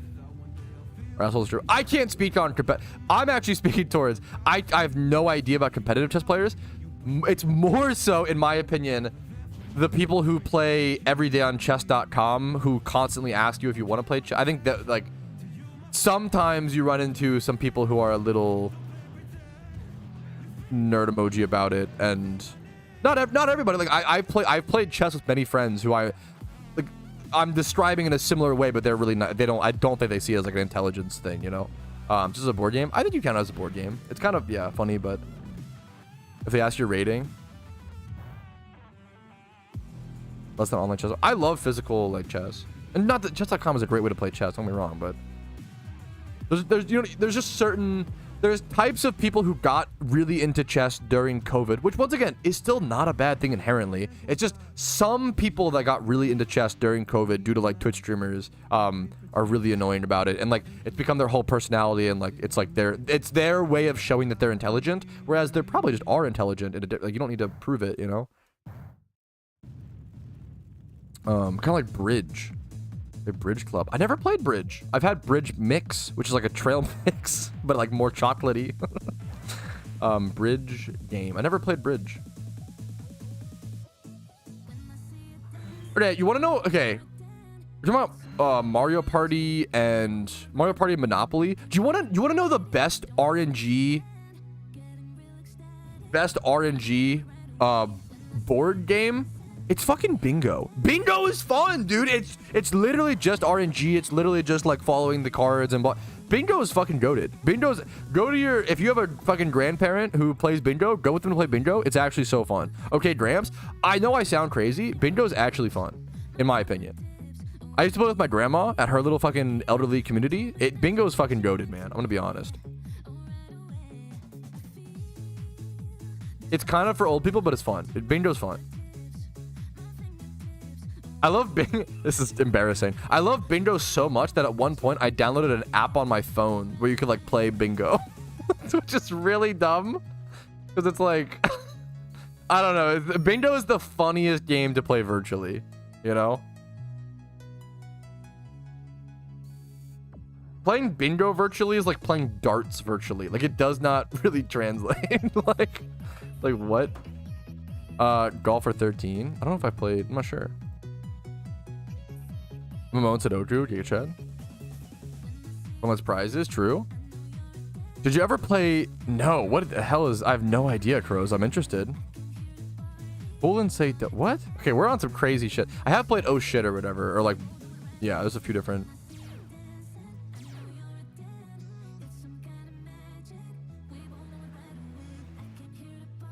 The card games. I was a big fan of trading card games. I didn't learn all of the like. I do like 52 card games, like deck of card games. I like blackjack a lot. It's just fun. Never learned poker,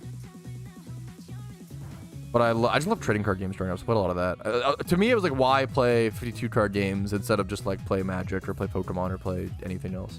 But they are fun. Don't get me wrong. Plus, they're more accessible to like other people.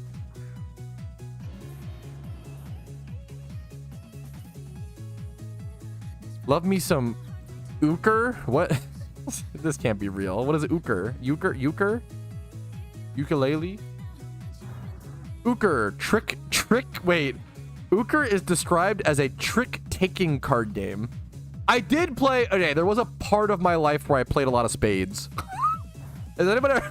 I did in that was what you played in Juvie. Everybody played spades. I did play a fair bit of spades. I don't even know if I remember how to play nowadays. But I did play a lot of spades in Juvie because that's what everybody played. 51 pickup?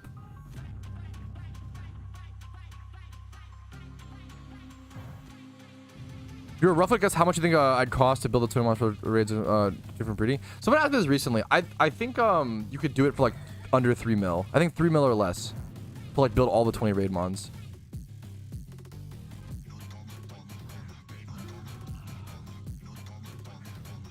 What's that run of PokeMMO? It's an account that cannot trade or use the GTL. Similar, same thing as RuneScape.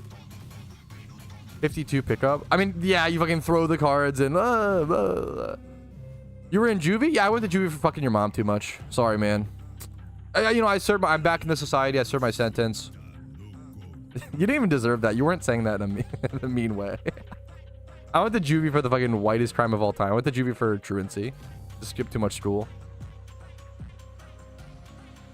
Hearts. I didn't play hearts growing up. Play a lot of spades. Spades, blackjack.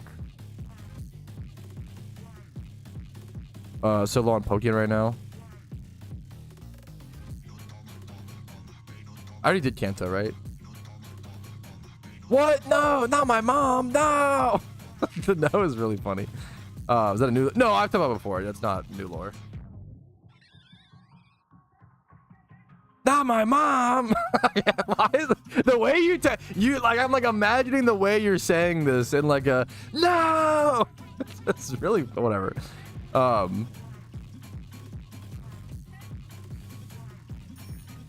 You went to Juvie for the worst reason. Yeah, all you have to do is go to a building. You're not wrong. All I had to do was show up to school, and I just didn't anyways. It's what I don't want to. Okay, I don't bring stuff. I try not to bring it because I don't want to like get into it. It's whatever. It was whatever, man. I was just trying to remember that I played a lot of spades. That was my point. Was I played a lot of spades. That was the relevant to the conversation meme. I don't mean to bring it up as like a fucking lore bomb. A lot of people already know. It's not a big deal.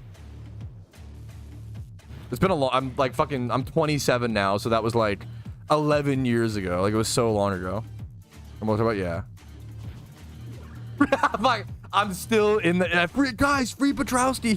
He's 27 and he's in juvie. That's really good. He just got taken in for truancy at 27. Can you believe it?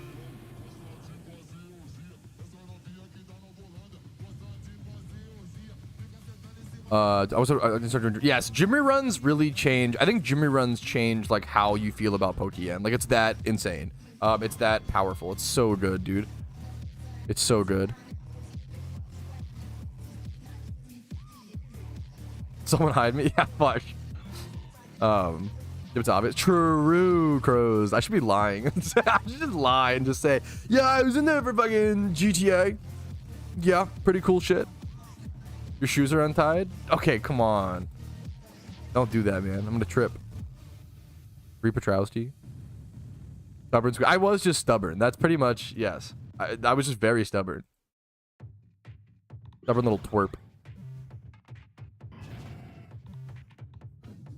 Anyways, 5 minutes left in Jimmy Run. Up to 1 million Pokeyen once again, which is fucking nice, bro. Which is nice.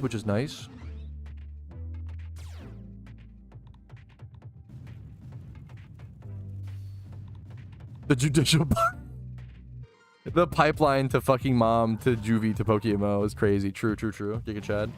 The RuneScape. I want chat to see it. Wait, let me see this. You're still at twerp? Okay, true. Fair. I'm excited for this Oso.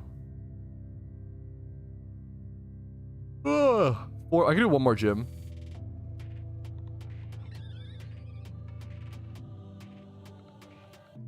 Okay, what the okay, I can't even see it. I'm gonna refresh or some shit.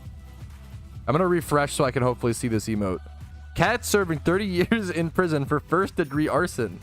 Giga Chad Cat.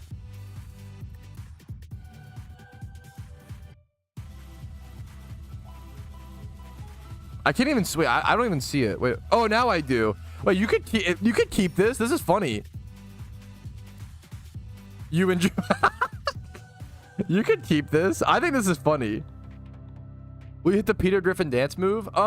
If I get a rare shiny, maybe. I don't know if I can. He's kind of got more rhythm than me, bro. I don't know. I do not have any flow whatsoever, dude. I don't know, man. Yes, dude. I'm glad you asked this question because I don't know what's going on. Are temporary incubators still not in the game? Are we safe now? I don't know if we're safe. Temporary incubators are not in the game yet. They should be added in the first half of September. It's already September 9th. So they said they would add it in late August or early September. Maybe it becomes a late September thing. I hope it doesn't lean into, we get into like October, that's really weird. I mean, once again, ideally they just don't add them. Like that's, even people, I don't think I've met someone who's in favor of temporary incubators. If you are, let me know in the comments. Most people that I've met are in favor of permanent incubators, which I respect. And like I think being in favor of the 8 permanent is fair. I don't know if anyone's in favor of like all temp as well. I'm not sure. I'm in favor. He. I'm not sure. Yeah, I mean, hopefully they don't have them. I've talked about like, if they do add temporary incubators, I don't want to be the guy who just whines about an update that I don't like, but it's this tough thing of, I'm a big fan of moving on. When something happens that I don't like, I'd rather just move on and roll with the punches and do what's within my control. However, it's the double side of there's that, but this is also a game that I love so much and that I've played for so many years. I think I do need my voice to be heard before I move on. So I've said for a while, and I do mean this, if temporary incubators are added, we will be doing a riot, in a peaceful riot in game, where we probably go to like Slateport and all the main cities around PokeMMO. We get as many people as possible, run around the world and just say like, hey, like these are not good for the game, essentially, something like that. You have to be part of my peaceful riot. You have to be respectful. You have to be you can be loud and type, sure, but don't say anything. Don't attack the devs, attack the update, and attack the content, right? That's really important. I want a violent riot, probably just like saying mean things towards no negativity or no harassment of the devs. I take that's very like no tolerance for that. You will get like banned from my community. You have to be like under like we don't still disagree. That doesn't mean it's like horrible. I think it's a really bad update, but don't attack the devs. Attack the argument, right? Attack the content. So if they add temporary incubators, I will do a riot, and then even beyond that, I can't speak on this for sure. But I theorized doing a strike from PokeMMO and not playing the game for like a week. Not playing the game, not streaming the game. I don't know if videos... I'm not sure. I'm not sure on all those details yet. But there will definitely be a riot. And I might do a strike as well as the biggest English-speaking content creator to show you guys, like, I don't think this is good for the game. And it makes me sad for the future of PokeMMO. That's how I feel about, yeah, temporary incubators.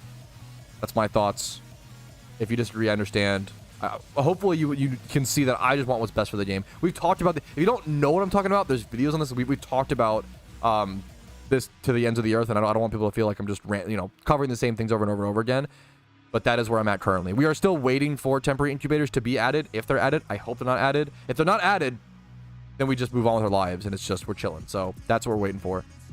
Yeah, variety streams, or yes, or just take the time to have a week off and then come back rejuvenated. There's a bit of both. There's a lot of options. I do like the idea of streaming other games to really show like, hey, it's not just me taking a break. It is a proper strike, you know? It is interesting.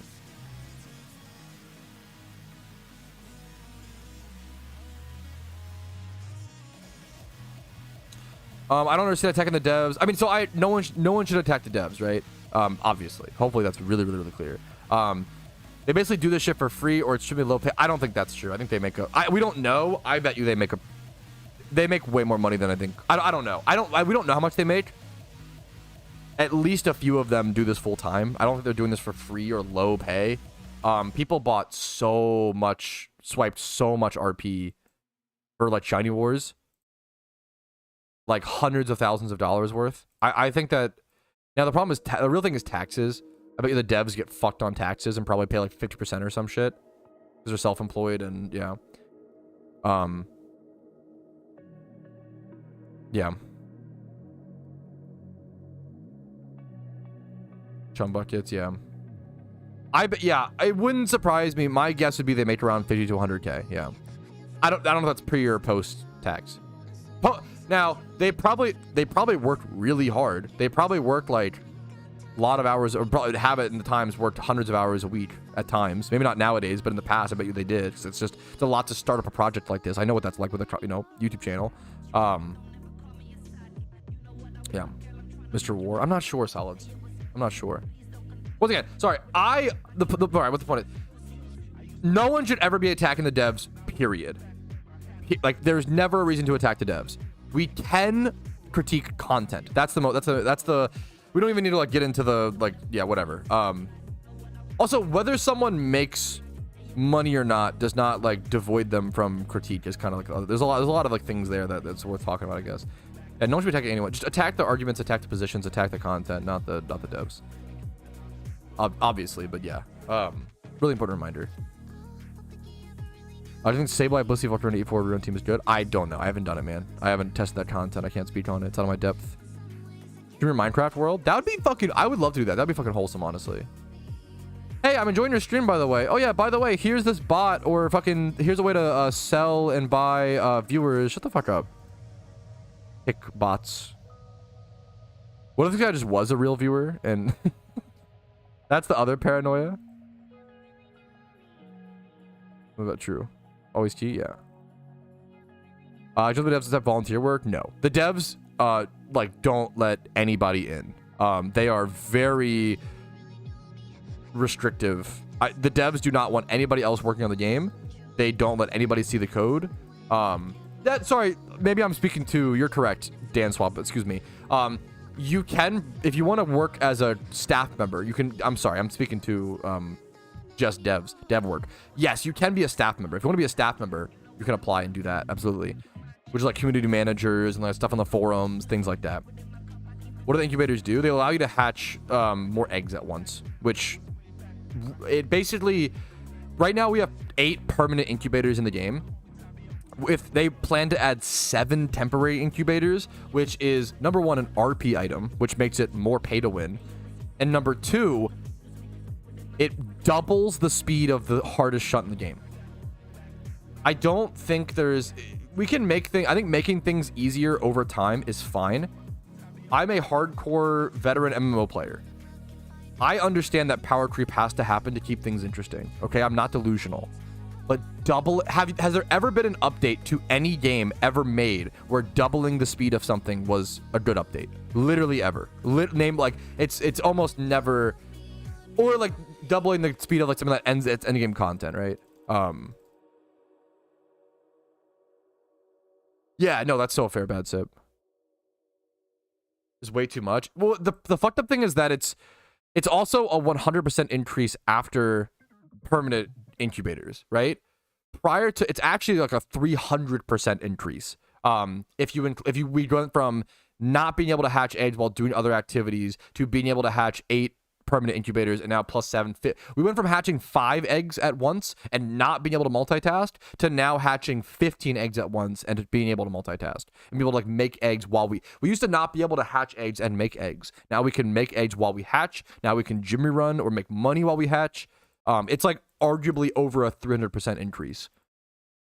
It's insane. It's a crazy, crazy buff. I've talked about this in a lot of other videos.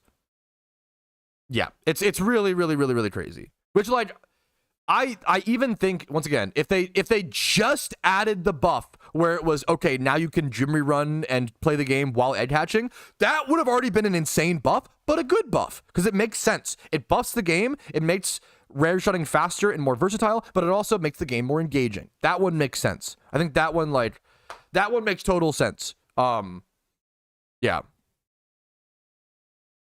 I think a lot of people were in favor, a lot of casual players were in favor of temporary incubators when they were announced. But I think now now people have time to think about it. I think a lot of people were just being contrarian at the start, which I get. You have to like kind of discover positions. I think now that people have thought about it, I think a lot less people are in favor of temporary incubators. I think permanent incubators are fine. I think, once again, most people agree that the ideal situation was just 6 permanent incubators and that's it. That still would have buffed egg hunting by 20% and buffed the ability to do things while you hatch.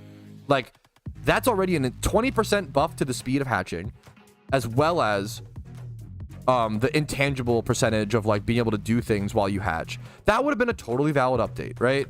That would have been totally valid. It's so insane. It's just such a crazy, yeah.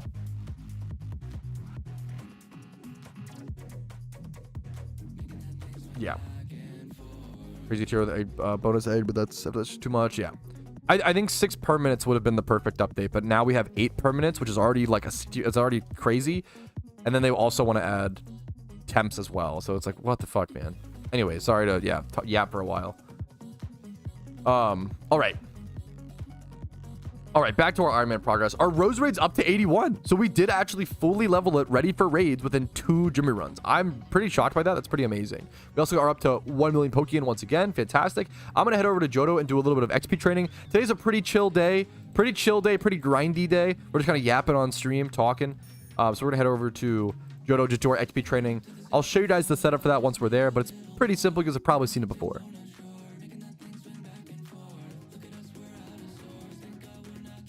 Some water in me. Cody with the 1,000. Let me pause the music so I can crank the happy song, dude. Thank you, Cody. One of the biggest, happiest supporters. Thank you, dude. Yes, 90% of raid mons do not need to be level 100. Great question. Most only need to be level 80. Some need to be 100 for like Heatran, I believe, or like Darkrai. Or only one of the first Darkrai fight doesn't need level 100. I don't believe, but that could be wrong. Immensely a welcome change. Yeah, that's fair. Roof tunnel from armor training was pretty much unanimous change. That's fair. I can't speak on. I don't know Clash of Clans. I can't speak on it, but fair enough. Dude, much love to you, Shaduk. Thank you for taking the time to come in here and leave a fucking positive, a nice comment, dude. Thank you so much. I'll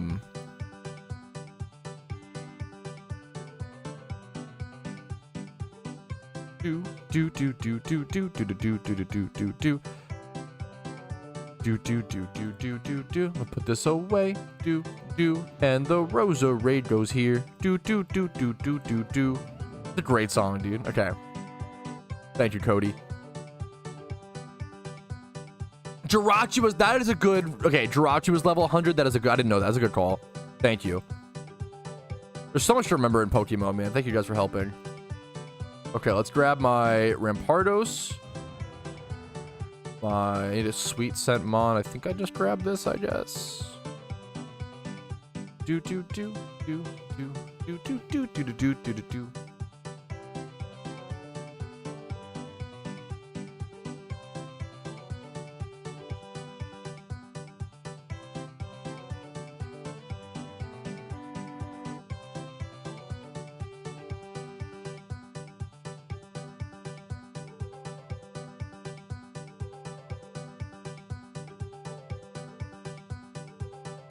I actually do need a sweet scent ocarina on my account now, which is funny. Yeah, have a good day, Digo.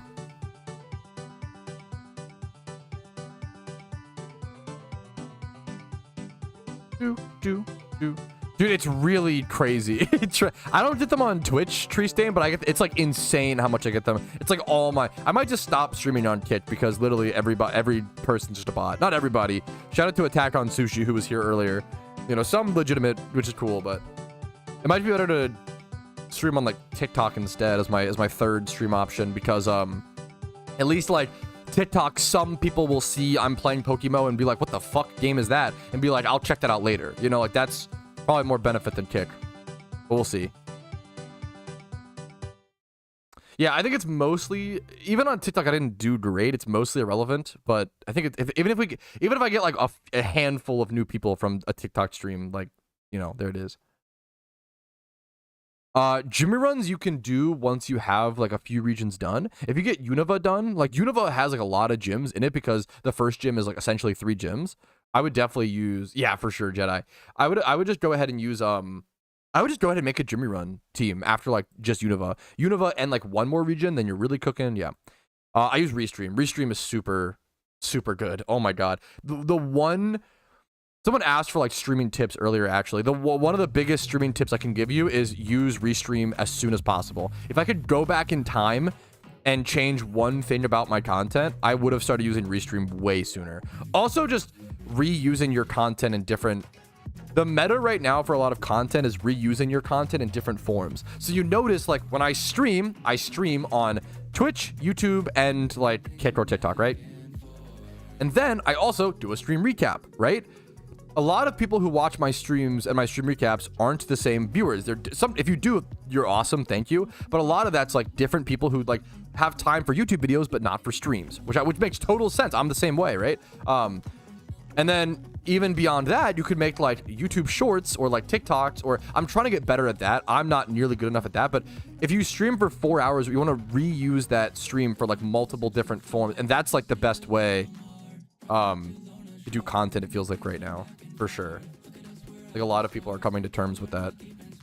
And Kanto, there you go. So that's one region to and Kanto's a tough region to rerun. You probably can only do like 5 or so gyms there, like really effectively. It's tough. I would try to, if you get Kanto and Unova done, then I would work on getting a Jimmy Run team for sure. And the Jimmy Run team's pretty cheap to build nowadays. Whew, okay. Pokemon to XP train. I want to get this Lucario up.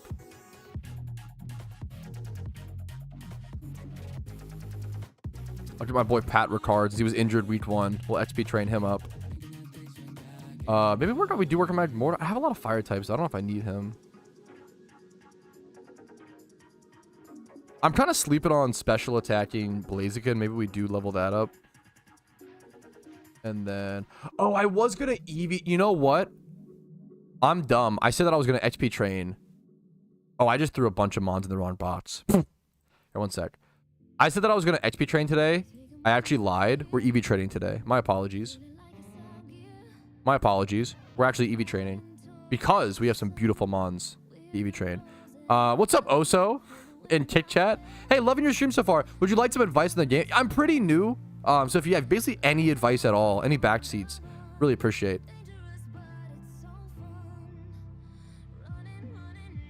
What's the pin? Oh, I have no idea. About updates, I guess. I don't know. I'm gonna yeah, probably no Gambit today. We should bring back Gambas for like shinies because I'm getting up there in encounters, and what's it called? And what's it called? So true, King. Okay, I want to be training things in attack and speed.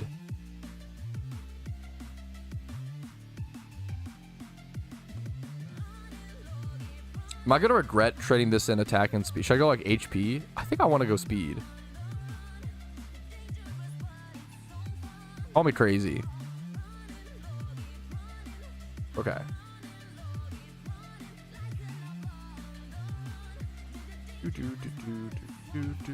What is this doing? What is this doing here? Huh? How'd you get here? You're over here, bro. Oh, it's in the... What? I'm stupid. Holy shit. Yes, I talked about the Ravens game for like an hour yesterday, Dylan. Not to, I don't even know if I want to bring it back up because I'm just gonna get mad / sad. It's just week 1, man. It's one game. Who cares? It is what it is. Copium, you know. Let me actually train.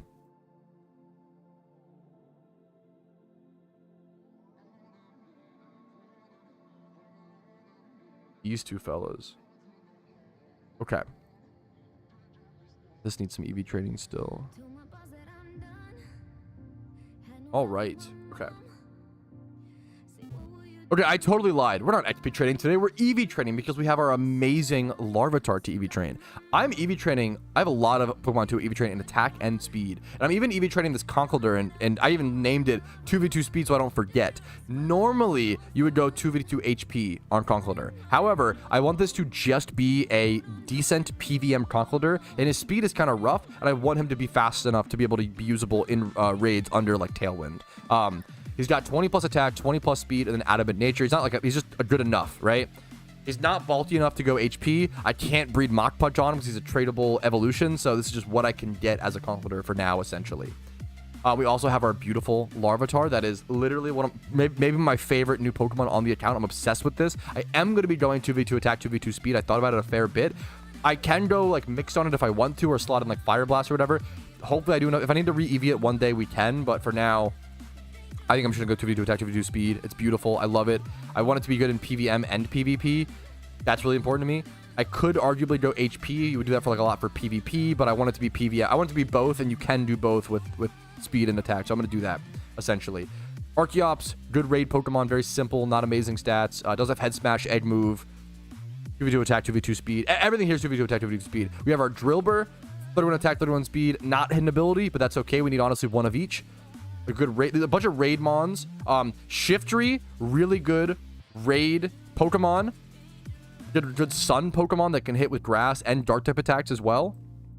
We caught this in the wild. 20 plus in every stat. Lonely nature, absolutely good enough. So we're gonna first head over. Are there any new spots? We can train speed EVs right here. I think I'm gonna go ahead and do that. We're gonna start here. Speed EVs we can go ahead and do at Poliwhirl.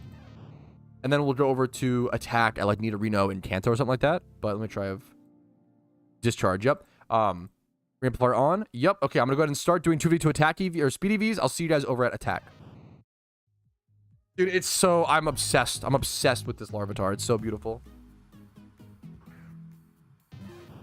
Huge Broncos fan. How did you guys do week 1? What was your Broncos week 1? Yeah, you guys versus the Titans. Okay, yeah, nice. Gotcha. Fair enough, fair enough. I'm doing speed first. I'll skip to attack after. I kind of rambled for too long. I would love a shiny poly, man. It would actually be a little difficult to catch, I will say. Awkwardly. I do want rapid spin on this. Very importantly. Sure you want to EV like a Kichimon? Yeah, I'm sure. It's a little risky, but I think it I can always spam revives for the most part, and I should hopefully be fine. Do I have X defenses or X? I could use those as well. There's a few ways I could abuse. I should be able to find. It's worth it to be able to EV train 5 Pokemon at once. The small chance of getting a shiny should not discourage me from playing the game efficiently, in my opinion. Polys are cursed.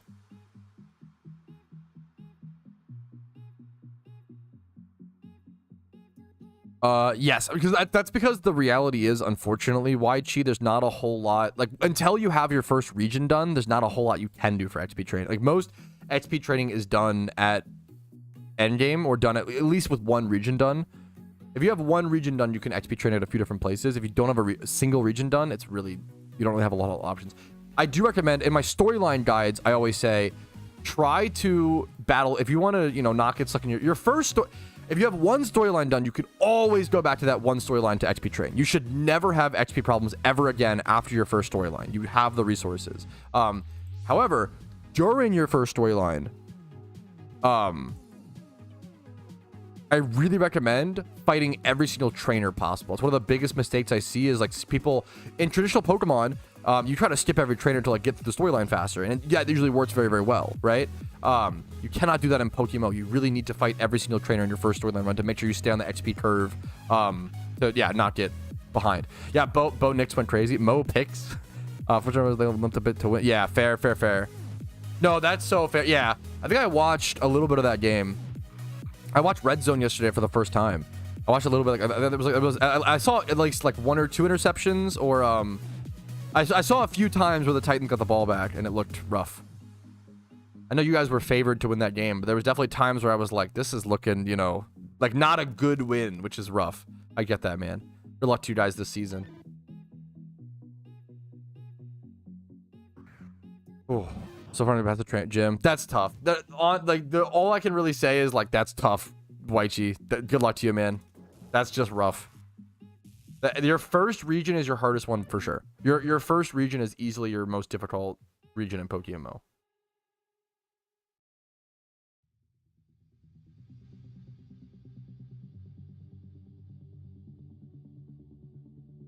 It's so much. Yeah, Ken Chicken. I get that, dude.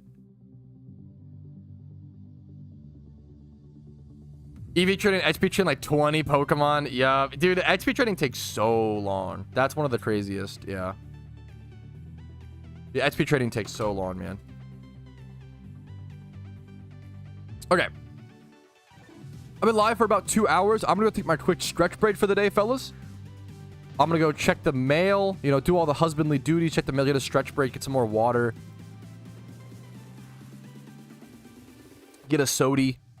I will see you guys, maybe probably a little snack. I'll see you guys in like 5 minutes, okay? I'll be right back. When I get back, we'll continue our EV training, make our Larvitar nice and beautiful, and I'll see you guys very, very soon.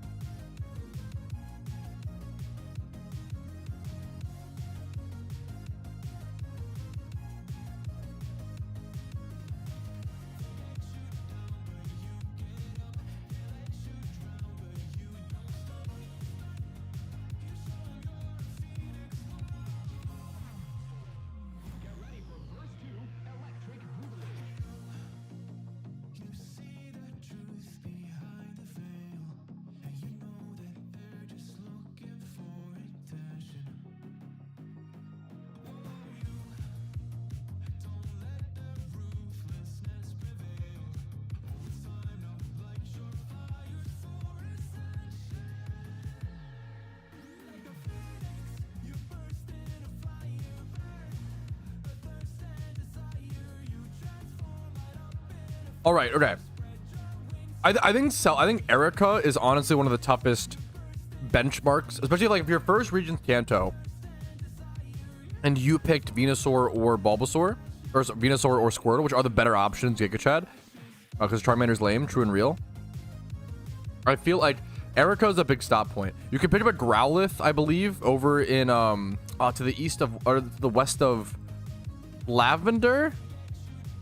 There's a Growlithe spawn if you want a fire type, or if you're on Blastoise. If you're on Blastoise, you can Shell Smash up a million times and just try to sweep through. If you're on Venusaur, I don't think Venusaur gets Sludge Bomb by then is the problem.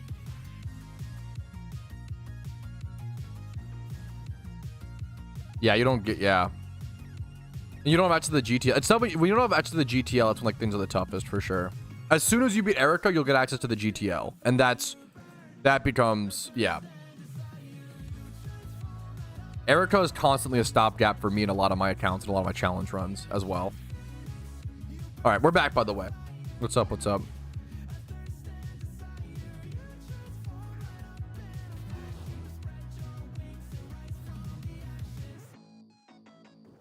The problem is with PP stall, it's gonna be really tough to PP stall like 4 or 5 mons. Also, that can't be fun. Let's get this clapped. So if you have Shell Smash Blastoise, what I would do, can you buy X items at that point? I'm not sure.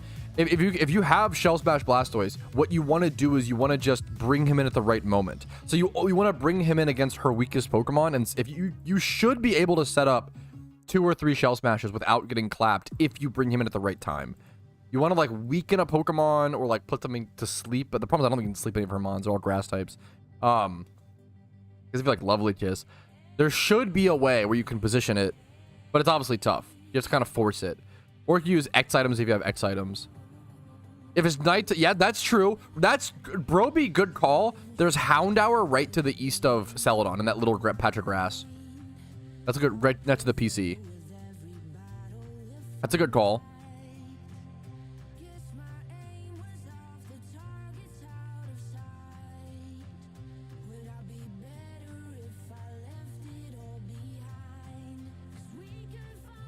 There right now, yeah, good luck to you. Good luck to you. It's a good call.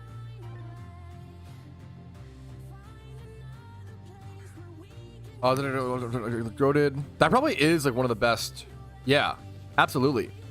Oh, I heard that using the daycare to XP train mons from level 80 to 100 is goated, since you get 20% extra XP instead of siphoning into the total pool. Yes, and it in total only costs 1,000 per level.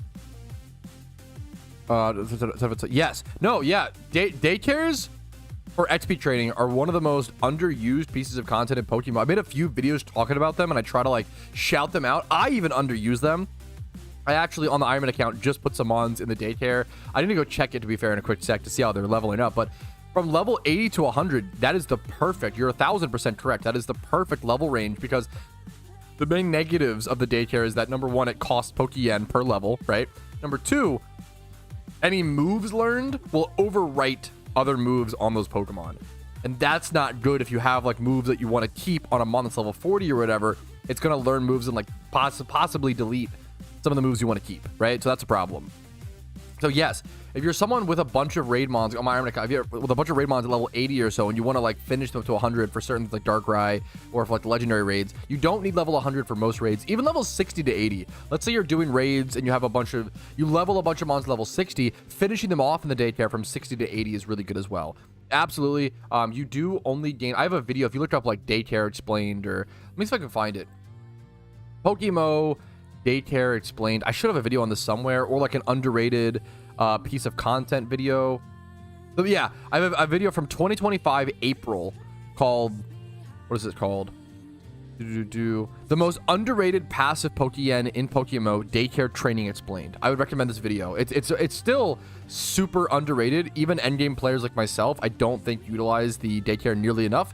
I think it's one of the best ways on a main account to make passive Pokeyen, or on an Ironman account make passive progress. Definitely make sure your daycares are filled up with Pokemon, is what I would say. It's also really good for like leveling Meowths, because you don't want to evolve a Meowth accidentally into a Persian when going for a payday pickup Pokemon. So leveling Meowths in a daycare prevents accidental evolution, and that is like a lifesaver in my opinion. I love the Meowth strategy. Oh, go. My head, oof, my head is killing me today. That was a good question. Good thing to talk about. So yeah, 2 years ago. Bro has not been XP training, which is so fair, you know? I should go check my daycare mons after this. After 252 attack. Or 252 speed. I'm at speed. I keep saying attack, but I'm at speed.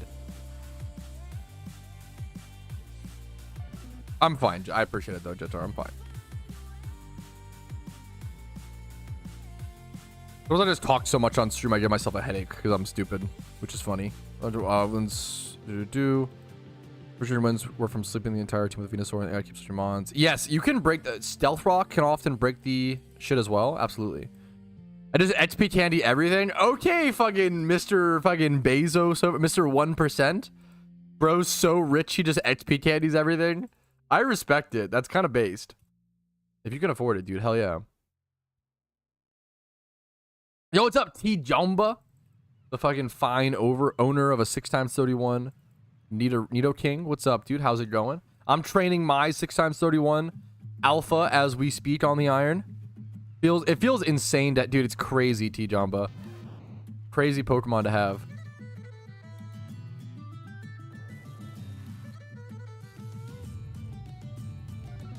What a legend. You're too kind. You're the one who inspired me, man. When I saw your 6x31 modest Nido King, I was like, damn. Now I want. It's so fucking sick. It's really hard to keep it alpha all the way through the breed, you know? A 6x31 Pokemon is already impressive on an Ironman account. A 6x31 alpha is insane. That shit is so hard. You have to catch so many alphas to be able to have all the perfect breeders for it.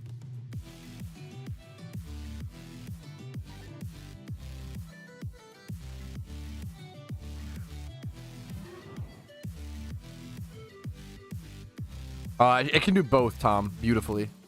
Thankfully. Let's say I have 2 million Pokeyen. What would you invest in? Make sure you have a gym rerun team to make more Pokeyen. Make sure that you have all the raid Pokemon you can possibly build. And try to... The ideal thing is... It depends on what you want to do. If you want to just play the event. I would really try to save up way more than that. I would try to make investments. Investments are how you make real Pokeyen in PokeMMO. But you need to save up like a lot. 2 mil is just like not a... You'll make some money, but the increments are just so low.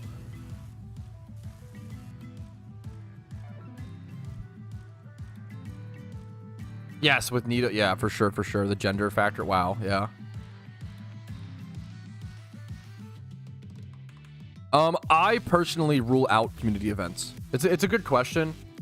I think community events are against the spirit of the Iron Man mode, sadly. I wish they like were fine. Well, no, I didn't say they're not against the spirit. The problem is that community events are too abusable on Iron Man.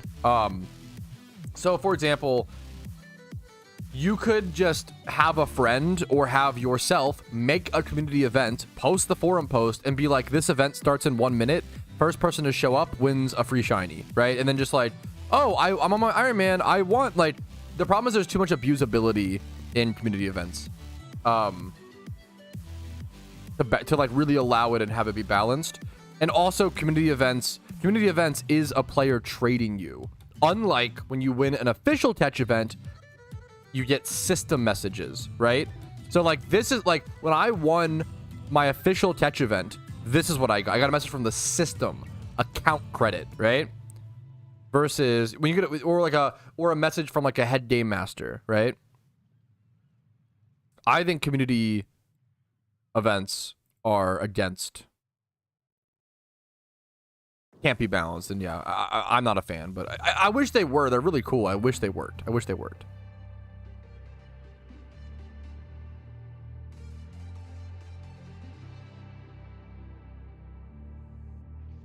Wait, what? Fuck, god damn it, Oso.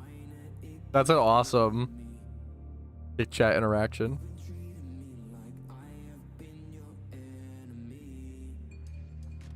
Oso was memeing on me earlier in Kit Chat and said, like, if you beg for money in global chat, you'll get a lot of it. And then someone, a sweet, earnest new player came in and was like, really? Question mark?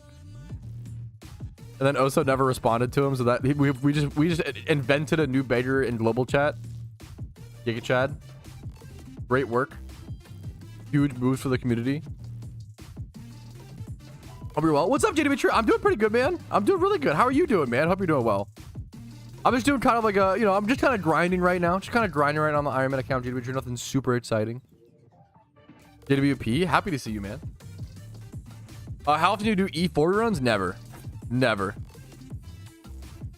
They seem really good. So the problem is, E4 reruns are very good. My problem with E4 reruns is that they're very expensive to start in comparison to gym reruns. Building a team costs millions of Pokeyen versus the few hundred K from gym reruns, or like 100K from gym reruns. If you fuck up an E4 rerun, it is devastating. E4 reruns are kind of like berry farming to me. Like they're both good, but I don't berry farm personally because if you make one mistake, you lose so much. There's not a whole lot of room for mistakes in E4 reruns or berry farming. Yes, Oso, yeah. Oso nailed it. Wait, why did fucking JB True the 24 months of Prime? Thank you so much. That's the official fucking 2-year sub for JW Tree, dude. How has it only been 2 years? I feel like I've known you for like, it feels like it's been years, dude. That's crazy. Well, it has been years, but fuck. You know what I mean? Dude, that's crazy, JW. Thank you so much, man. Always happy to see you. Hopefully you're doing well.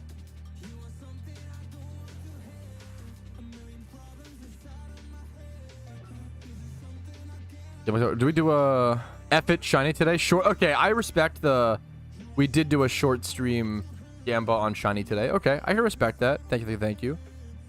Thanks for running that. I didn't even see that Gamba up. Thank you for that. Yeah, my head, I might need to go get a... Chat might have been right. I might need to go get a quick ibuprofen. My head is hurting. A man term. Thank you for the prime, dude. Hopefully the content has been helpful or entertaining or beneficial to you in some way to warrant that above and beyond support. Thank you so much. Yes, that's okay. That makes so much more. I was gonna say it's at least been 3 years, JW Tree. That makes so much more sense. I was like, how has it only been 2 years? That makes no sense. That gotcha. Okay. I was like, I feel like it's been 3 to 3.5 to 4. Yes, that makes perfect sense. New player here. How much yen should I try to always have on average? That's a great question. There's not a straightforward answer. It really depends on what you're doing, where your money is at. Like, did you spend all your money on gambling and that's why you're broke? Or are you spending it all on investments? Like, it's totally fine to have zero poke. You don't want to have zero Pokeyen, but like, it's fine to have. It is normal to have. This is a good question. New player here. How much Pokeyen should I try to have always on average? There's a lot of ways to answer this. And it's pretty complicated. It depends on what type of player you are, what you do, what you want to have access to, etc. I would say my rule is I always try to stay above like 3 to 5 mil on my main account. Pure cash. So you can always do any sort of like snipe or shiny flip. Like if something like comes up that's pretty high value, but for like underpriced, you can just snipe it. That's all. Or like have 3 to 5 mil will get you most things in the game, right? On impromptu and off the bat, right? However, it depends on what you're spending your money on, right? Like you don't need to right now heading into, for example, everybody's asking like how much money should I have heading into event season? Heading into event season, I would try to get 20 to 30 mil Tash. That's a lot for the average player. I get that. Obviously just save up whatever you can, and it depends on what you want to do. I think with 10 mil in each event, which is 30 mil, so 10 mil per event, you can do almost anything in the event, in all 3 of the events, right? So 30 mil to have almost 90% access to everything in the events, I think is pretty good in my opinion.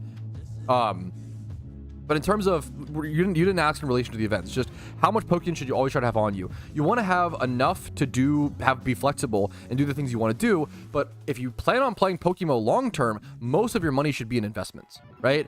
I have a 650 to like 700 million Pokeyen net worth on my main account, right? only 50 mil is in cash, and that's even high for me. On the main account, I usually keep like 20 mil, maybe like 10 to 20 mil, but event season is coming up, so I'm saving more of it in cash. I'm keeping more of it in cash, right? You don't want your money just sitting in your stack doing nothing. You want your money to always be making more money for you. Check out like Epoch's flipping guides. I think Zimnadine is the new up and coming creator making really good flipping guides. You want your money to be making or investing things, like you want your money to be making more money for you. It's really, really important. You don't want it just sitting there doing nothing. Except for when event season, because now you do, because you want to save it for event season. So that's why it's tough to have these discussions with event season on the horizon, because everything is in context to what time of year it is, right? By the end of event season, it is very normal to have 0 Pokeyen. I would even almost recommend it as long as you are confident in your ability to remake Pokeyen. So it's up to you. I'm confident in my ability to like do gym reruns and sell investments and like make my Pokeyen back, sort of thing. It's almost always I end event season with 0 cash because I'm basically just investing for the future. If I end with 0 cash, that means all of my money is in investments, not gambling. You don't buy sealed like lucky red envelopes and open them. That's not, what I mean by spending 0 cash. But if you buy lucky red envelopes from this year and then sit on them, that's what you want to do. You want to buy up everything during event seasons when they're at their bottom out price, and when they are at their bottom out price is up to you to decide. That's the hard part. Everybody knows the obvious. Oh yeah, to make money, you buy low and sell high. The hard part is when is the low point, right? And then when is the high point? Everybody's trying to figure out where those points are. Nobody knows for sure. If anybody acts super confident on that, I'd be pretty skeptical. Yeah, great question. Hopefully that answered it to some extent. I know I rambled there a bit, but hopefully that answered it to some extent.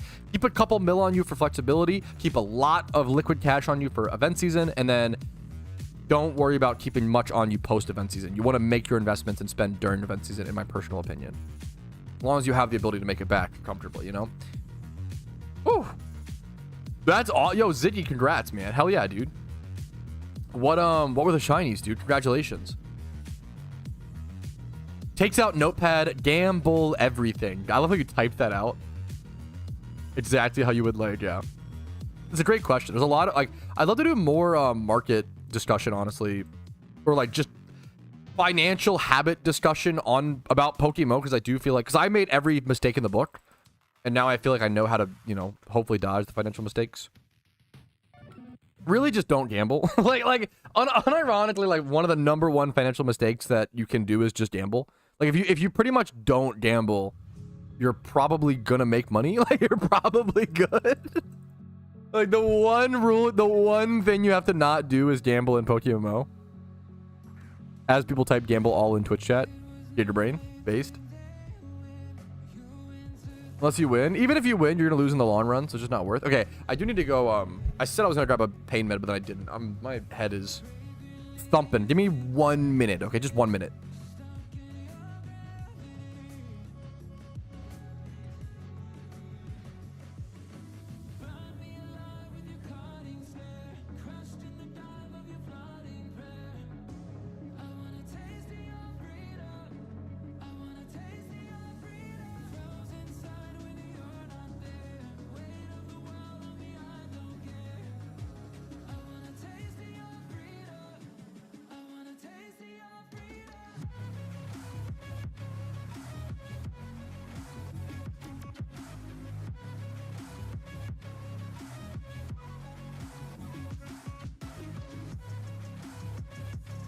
Rumelin has OT items. OT items is not actually like a real thing. Like the game doesn't keep track of that, but I kind of love that Rumel keeps track of it. I wish they would add OT items.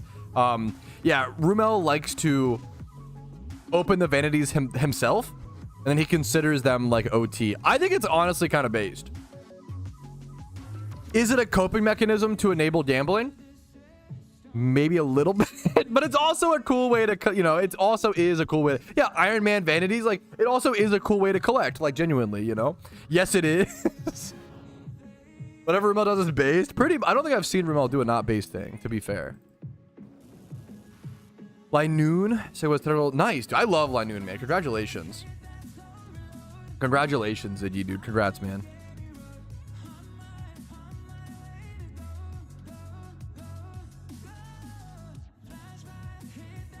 Dude, I respect it.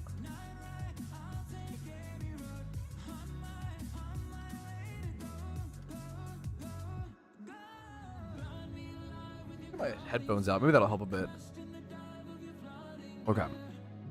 We're just speed EV training still. Once again, it's weird to be speed EV training a conkeldurr, but I think this will be better for what I need it for.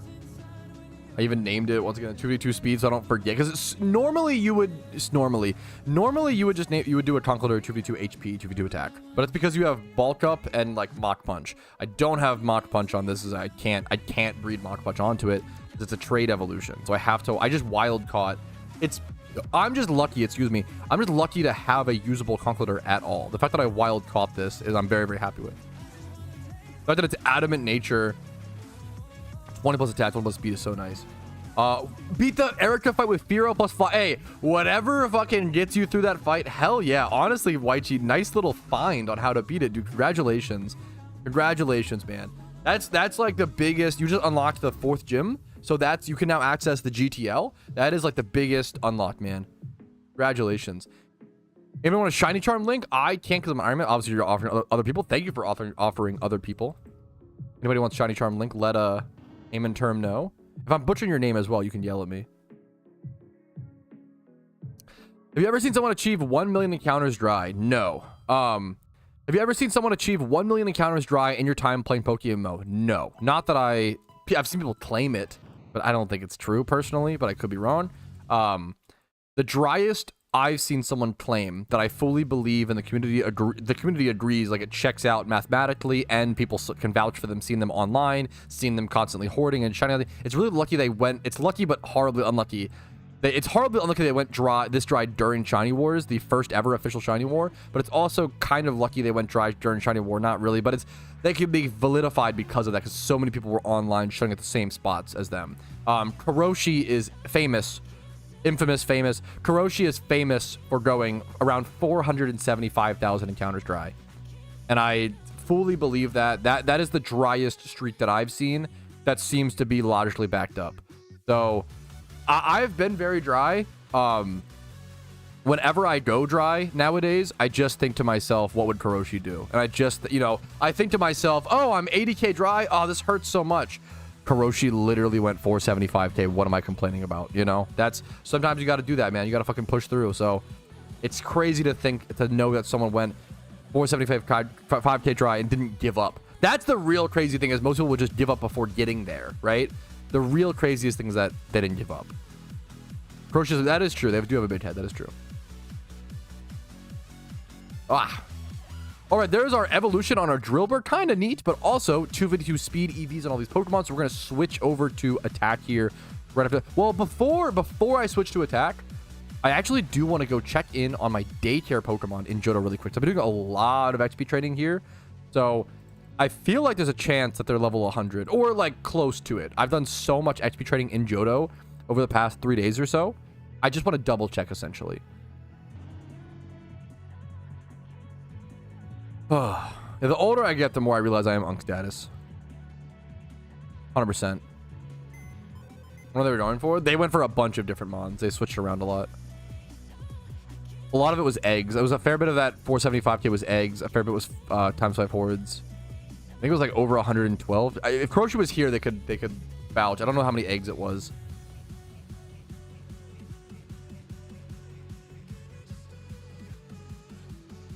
Let me put... Oh, I'm done with these. These can go over here. Also, I haven't cleaned up my breeding boxes. Ooh. You know what I can also do really quick, dude? I haven't cleaned up my breeding boxes since I consumed so many Pokemon for the 6x31 Tyranitar breed, the Larvitar breed. And I want to see, look at this, watch this. I want to see how much box space I cleared up by doing this. Because I bet you it's quite a bit. Yeah. This is quite, like, that's pretty good. Wow. Okay. This is the most empty this breeder box has been in a long time. That's kind of sad that that's true, but it is true. I still have way too many boxes of breeders. Once again, 1, 2, 3, 4, 5, 6. But now it's close. I almost am down to 6 boxes of breeders as opposed to 7. Okay. That is a big difference. That is a big difference. Okay. Let's go check I need to put one away really quick so we can go check our daycare. I'm stumbling over my words so much today. Dude, I'm honored to hear that, Prof D. What's up, man? Happy to have you, dude. Unbelievably honored to hear that. I love the Iron Man series. I'm so lucky people enjoy it. Let's go ahead and put, like, these away for a quick sec. Or let's just put them all away, I guess, like this. Okay. Let's go grab... I want to grab mons that I might need level 100 for... For the 4-star Darkrai raid, you don't need level 100, correct? Or do you?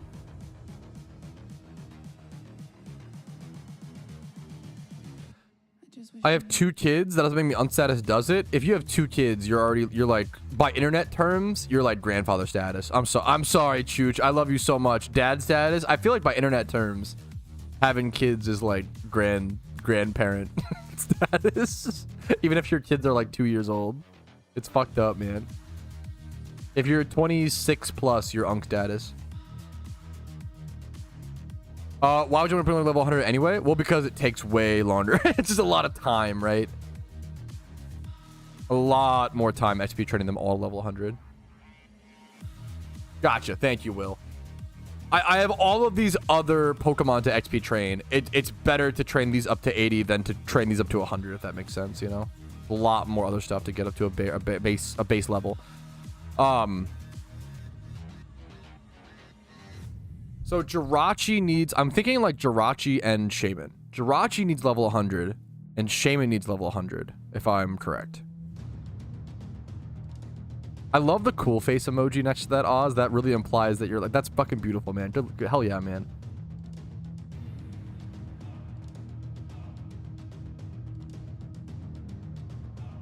So Jirachi's fighting type, Shaman is fire, for what you use against them, fighting and fire, I believe, right? So I think I'm okay.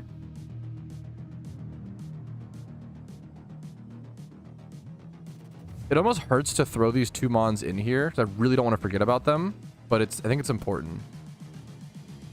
I think I'm gonna do this. It kind of hurt. I'm a little scared because I just want to forget that they're there.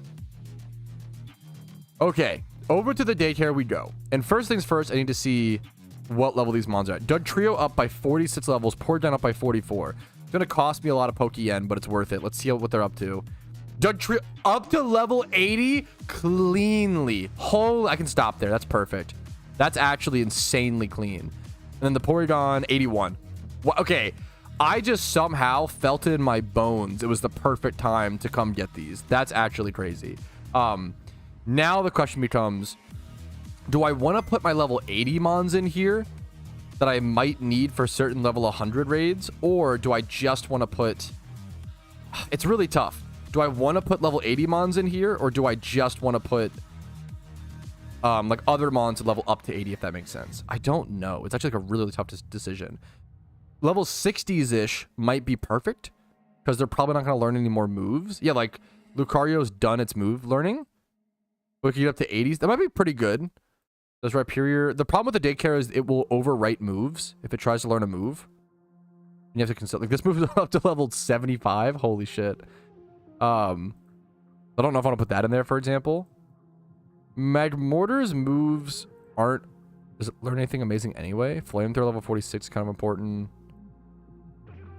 I could do Heracross. It's probably done learning moves. So basically moveset. We might just do that. Or Starmie. I already have a Starmie though. Let's do Heracross and Lucario.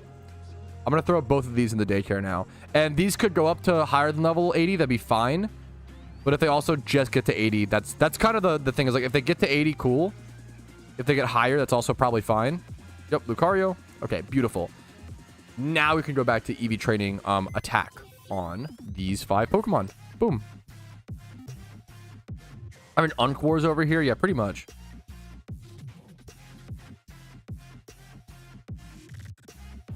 Why is something at 80? Most raid mons need 80.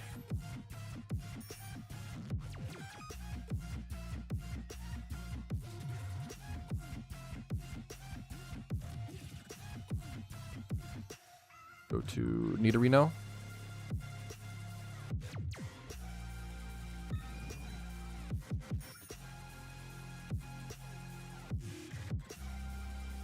All right. I can always, if I need to level them up from 80 to 100 in the future, I can always do that, right?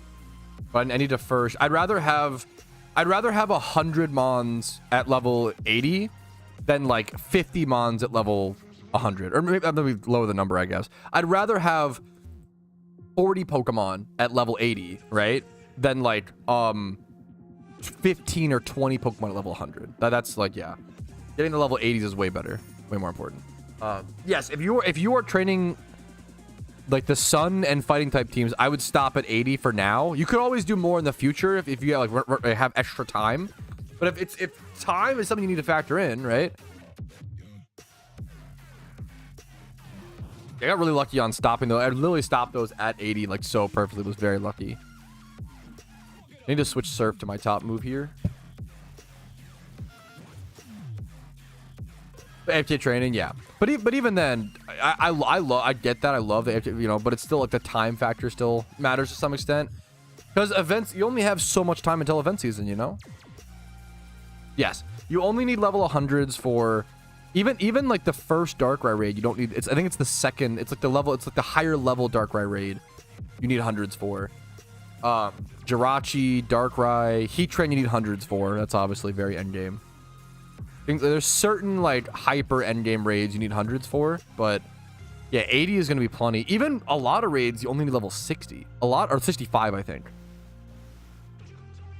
I think you're right, Paisley. I always just switch to surf here just because there's not really a difference. I guess I could have just discharged, but because I know Nido King is a ground type, so mentally there's not really. I didn't need to, I guess that's true. No raids are available right now, but they will all return October 31st. They will only be here for about 14-15 days, right? That's why it's so crucial to be prepared for raids now or ahead of time, because if raids come out and you're like, oh shit, I don't have any raid Pokemon, and now you have to make all of your raid mons from scratch, you're not going to be able to do them. If you don't have raid mons done now or by the time October 31st rolls around, you won't be able to do raids. It's just too, or it's very unlikely. I shouldn't say you won't be able to, but it's very, very unlikely. It's very, very hard to, yeah. Heat Train is the only raid that is available. Heat Train is the only raid right now that's permanent.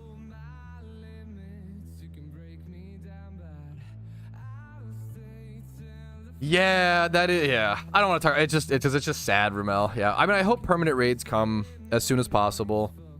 It really, it does annoy me, like, why are they fucking around with, like, temp incubators instead of just making permanent? That's what kind of annoys me, I'm not gonna lie.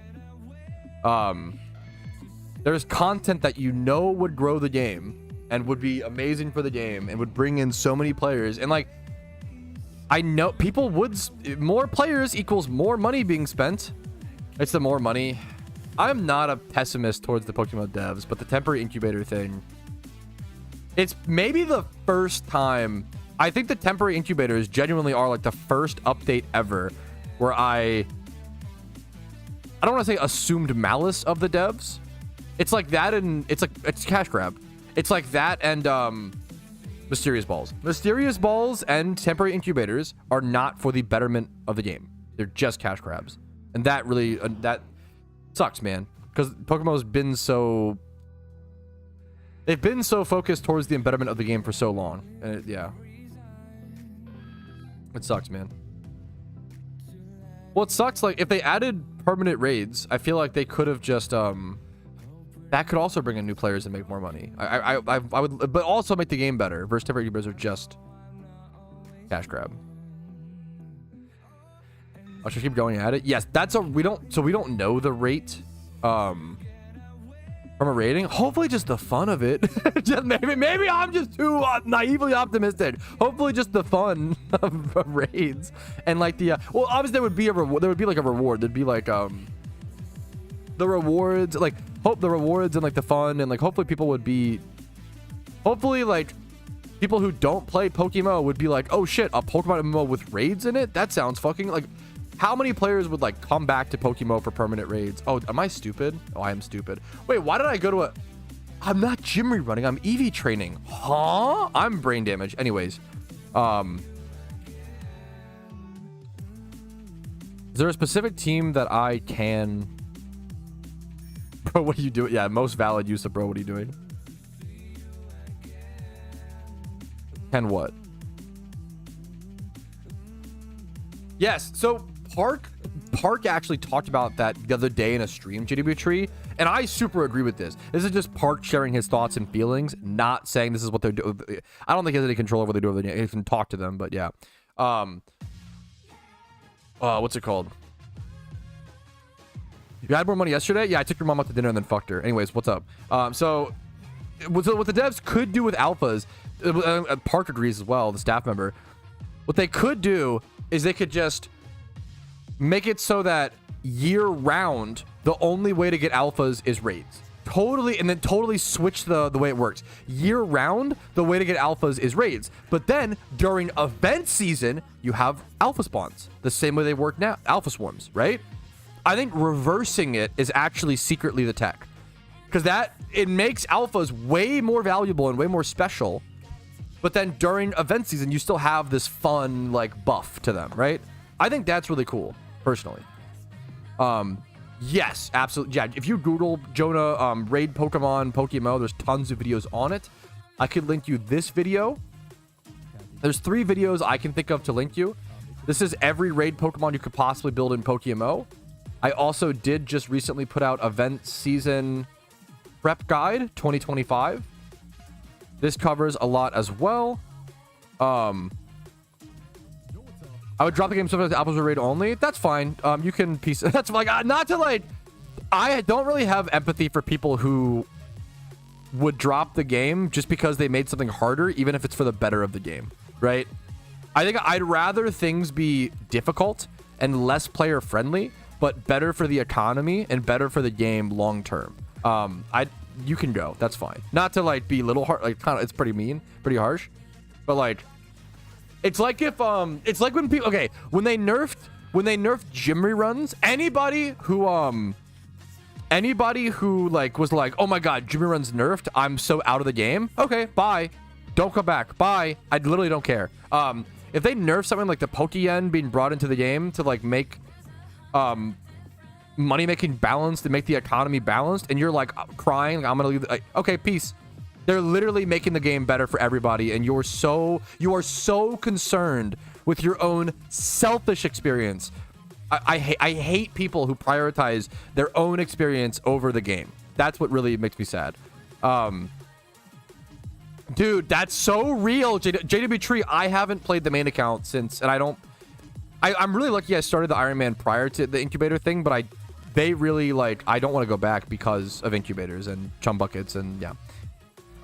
Anyways, within a decade, yeah, they had to do a lot of work and the economy almost died in 2015 because of the breeding system. They had to rehaul the breeding system to consume Pokemon and do a lot of things. They had to do a lot of things to make the economy work, man.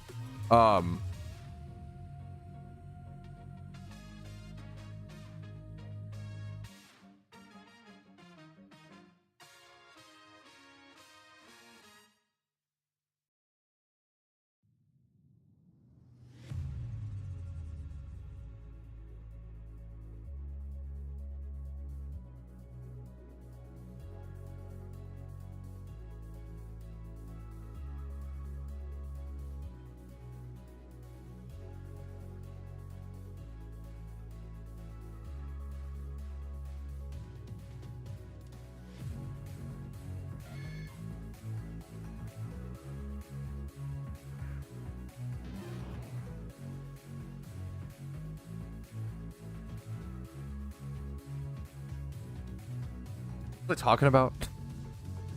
Yeah, it's really hard to balance a Pokemon economy because Pokemon are so complicated and you have to sync them out of the game, which is tough. Should I count it for Shiny or Articuno? You can do both at the same time. That's like the beautiful part about like Legendary's like a background type hunt, you know. I'll quit if the game gets shut down. Valid. Fair. Sure. Based. There's nothing wrong with quitting a game or moving on from the game as well. Like, I'm not trying to like shame that, but I have very little empathy for people who quit because something gets a little harder in the game. That means you weren't gonna last. That means you're probably, yeah, which is fine. So I always say, well, it makes you feel more fast, produce the game required from the cheerleaders. I respect that. So the meme is, what really annoyed me about when custom strings got nerfed a bit, and it hurt Jimmy Run's Pokeyen per hour, and everybody cried for months, and it annoyed the fuck out of me because, if you don't know, Jimmy Runs got buffed for years. Basically, what happened with Jimmy Runs is that Jimmy Runs went from 100k an hour to 150k an hour to 200k an hour to 220 to 250 to 280 to 300 to 350 to 400 to 500k profit per hour. And then the dev said, let's wind it back to like 400k. And everybody went, wah, wah, I'm all my money, no wah. And I was, are you serious? We used to make 100k an hour. What are you crying for? You have no idea how good you have it. It's so obnoxious. I hate people. I hate video gamers who, when they buff something for 99 times, they're like, yes, make everything easier. Yes, Pog. And when they nerf something one time to bring it back in line, they go, wah, I fucking hate it. Oh my God. It drives me crazy. I hate it, dude. I miss these crash outs. I hate whiners who complain over any... I hate video gamers who complain about like only nerfs. They love every buff, hate every nerf. I think you are like incompetent as a human. I think you're like, oh no, it's so bad. It's such like a it's so annoying.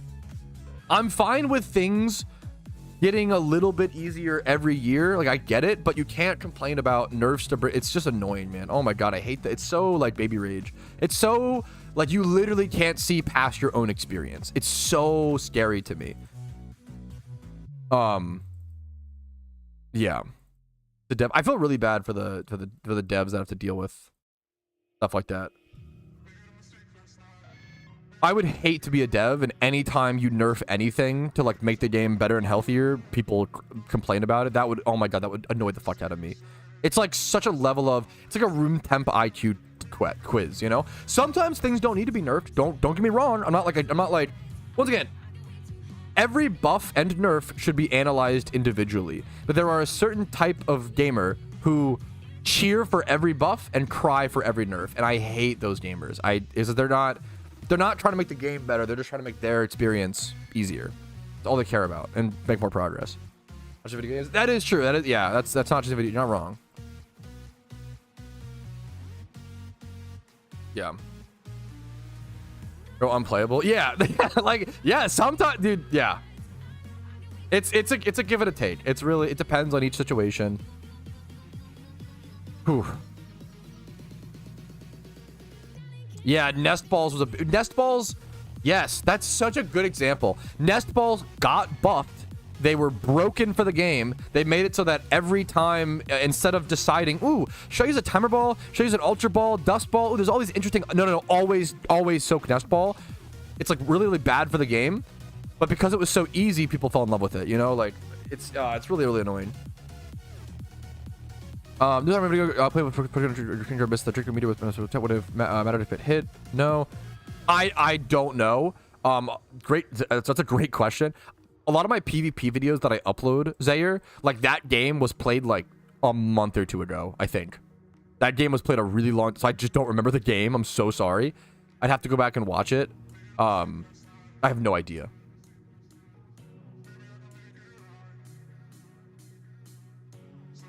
If it hit, was focusing on if it would have mattered if it hit. No, I have to go watch. I have no idea.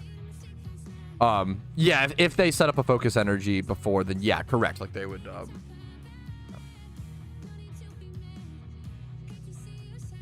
Okay, yeah. Sorry, I thought not a great answer. What is this? What mon is this? My shift tree. I could put Sunday on this. You're probably if I'm understanding correctly, it seems that seems correct. Also, I mean, to be fair, in the Iron Man video, that was not as long ago. That was probably like 2 weeks ago, but I just don't remember.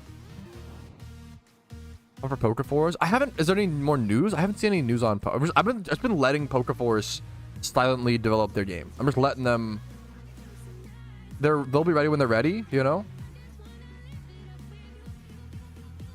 I've just been trying not to worry about Poker Force essentially because I just want them to make the best game possible, take their time. They'll be ready when they're ready. I haven't heard any news in a while though.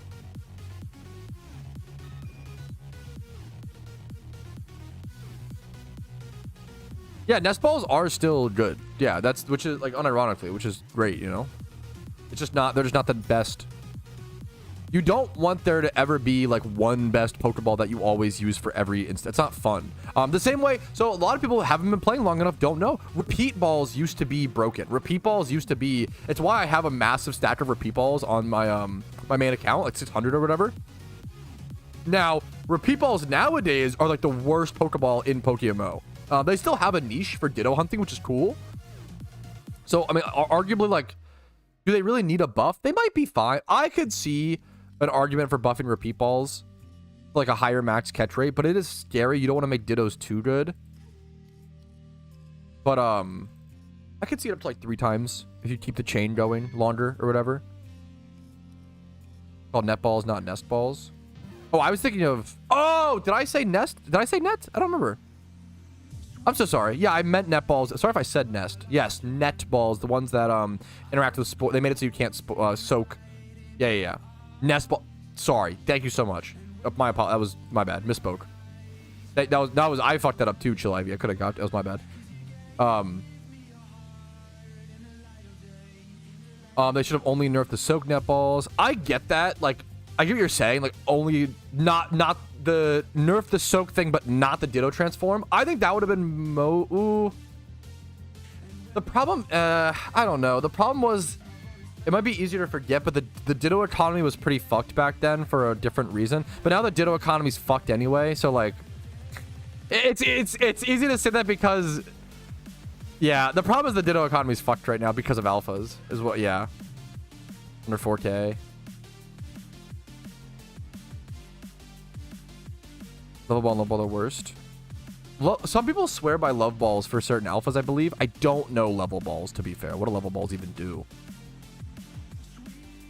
I know the level ball. I know the level ball Pokemon TCG card more than in PokeMMO.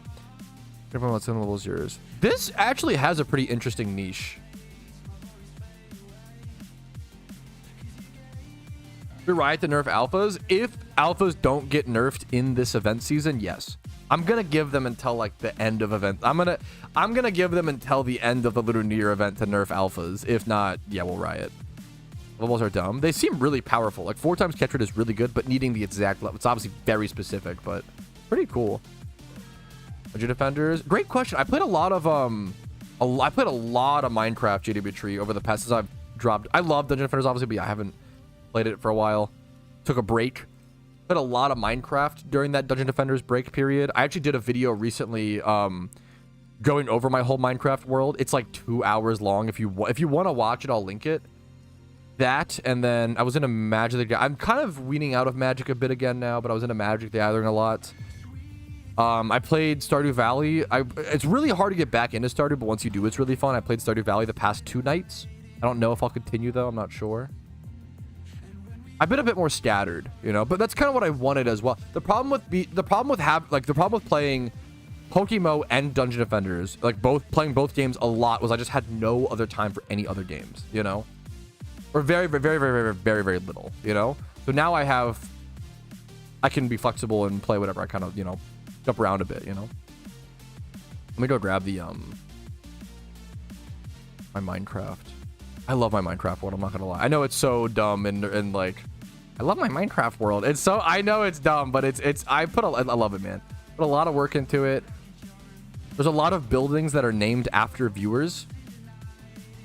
If you want to see if you have a building named after you, or you would like to request a building named after you.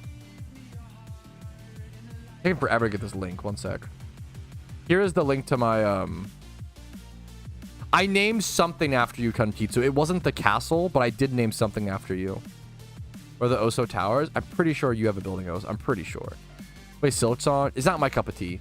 I'm really happy a lot of people love it, but it's not my cup of tea. I named, Was it like a dark oak maze? I named something after you, Conchito. So I think it was like a dark oak maze recently for me. Yeah, Joshua. I think I named something after you, Josh. Or I need to. I try to make a list. I'm pretty new Pokemon where alphas need a nerf. Great. I didn't make a video on. I don't know if I have a video. Why alphas need a nerf PokeMMO. I should make a video on this. I don't have one. Great question. I do have a stream recap where I talk about it here. There's even a dude. There's a video as old as September 6th, 2024 that says like alphas need a nerf. Nerfs need to happen. There's this video from 8 months ago. Now it's like so common knowledge that alphas need nerfed in the general community that I kind of forget. Like a lot of newer players don't know the reason. So if you don't know, 1x31 Pokemon used to have a fair amount of value, and it made it so that catching Pokemon for profit used to be one of the coolest money makers in PokeMMO. And it was really cool for a couple reasons. Number one, it was really new player friendly. Catching for profit is easily the best new player friendly money making method in PokeMMO. I have videos of me catching Pidovs and Pidgeys on Route 1 of Unova and Kanto and making 150k to 200,000 Pokeyen per hour, right? Which is not broken for it's not broken, but it's a good amount of money for new players, right? And if you were smart and you learn how to price check and all that stuff, right? So new players could make like 150k catching monster profit on like any route, like pretty much any Pokemon. It was also really cool because no matter what your favorite Pokemon was, you could probably go and catch it for profit because Pokemon with 1x31s had value. So for example, a flying egg group Pokemon that was male and 31 attack used to be about 8 to 10k, probably maybe like 8k, right? Now that same Pokemon is like 4 to 5k, right? And the problem is that alphas keep introducing so many 2x31 Pokemon so consistently that it's obliterating catching Pokemon for profit. There's way too many 2x31 Pokemon are in the gutter, right? So if you go to like a flying egg group mon that's 2x31 is now 32k. That's really crazy. The cheapest a 2x31 should usually be from a economy health perspective is 40k. The reason why that's the case is because that's what the materials generally used to cost, right? It used to be like 10k or like 8k for a 31 attack Pokemon, 10k for a 31 speed Pokemon, so that's 18k, and then 20k for the 2 braces, right? So that's 38k, right? What? Anyways, so but like now the resources, everything's gotten so cheap. I'm getting distracted.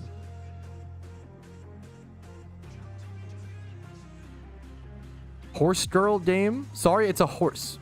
Sorry, I'm rest in peace. Not trying to laugh at that, but what the hell? Anyways, yeah, the problem is Pokemon value has been obliterated. Is the main point that which is really sad because it makes it really bad for new players. New players can't catch Pokemon for profit. It's obliterated an entire money making method. Not even just one money making method, but it's obliterated like hundreds of money making methods because catching Pokemon for profit, you could go catch any different mons and shake things up and change. It's basically deleted the best money making, the most fun and exciting and interesting for the thing. There's a million different ways to nerf alphas. It just comes down to numbers. Like it's like I'm just in favor of what's best for the game. There's a million different options. One of the options is nerfing the amount they spawn, so like 1 alpha per IRL day. One option is limiting it to only 1x31 guaranteed. Another option is switching the way that alphas work and making it so that alphas year round, you have to beat raids to get the alphas as opposed to just going to catch them in the wild. And then during events, you would make like alphas wild catch or whatever. There's tons of different options to nerf alphas. It's just about what is the best for the game. And I literally don't have access to the numbers to possibly know. I can theory craft, but yeah. Amulet coin, like which Pokemon has the amulet coin? You literally can't. You have to either thief them all or use Pickpocketmon. Make alphas raids. So that seems to be what the devs wanted, like very early on. Alphas are still a very new mechanic and raids are very new. they seemed when they released alpha swarms, they were like, yeah, we're just like testing this as like a thing, and now alpha swarms have stuck around for like a pretty long time. I think that they initially wanted to make alpha the reward from raids, but then let alpha swarms stick around for too long. Probably would be infinitely harder. So it goes both ways, right? Pokemon being cheap makes it easier for people to build Pokemon. Yes, that is true, but those mons also keep decreasing in value over time, right? It's not good for new players to spend a bunch of their Pokeyen to make good Pokemon, and then those Pokemon get cheaper and cheaper and cheaper and cheaper. That's not good. It's better if it costs more initially for those mons, which is, you know, something to consider. It's better if it costs more initially, but they hold a steady value. Does that make sense? Or is that fair? The problem is that alphas are just continuously lowering the price over time, which is really, really dangerous. It is if in turn they can win in tournaments for rewards. No? Huh? The problem is... No, it's not. You don't. Sorry, I'm sorry, but no, you don't want access of good IV Pokemon to be the easiest thing in the game. That's kind of like, you want people to be able to have access to them, but you don't want over its accessibility, right? You don't want like raid Pokemon to be too cheap. It's not good for anybody. Things don't need to be too accessible. They want them to be, you want them to be accessible, but not overly accessible to where it's not special and not interesting and not a reward, right? The problem with Pokemon is a lot of things are becoming like less rewarding. And it's kind of like if everybody's super, nobody's super, right? If everybody can build a full raid team in one day of money making, then like, okay, it doesn't feel very like in-game content, you know? The average players aren't, the problem is we're just perpetually destroying the market, right? If people are building Pokemon not to play PvP, right? Not like 10% of the Pokemon community plays PvP if less, right? Most of the time you're building good IV mons to do raids, to once again bring in more alphas, to then destroy the economy even more, to like, you don't want things to be super cheap, right?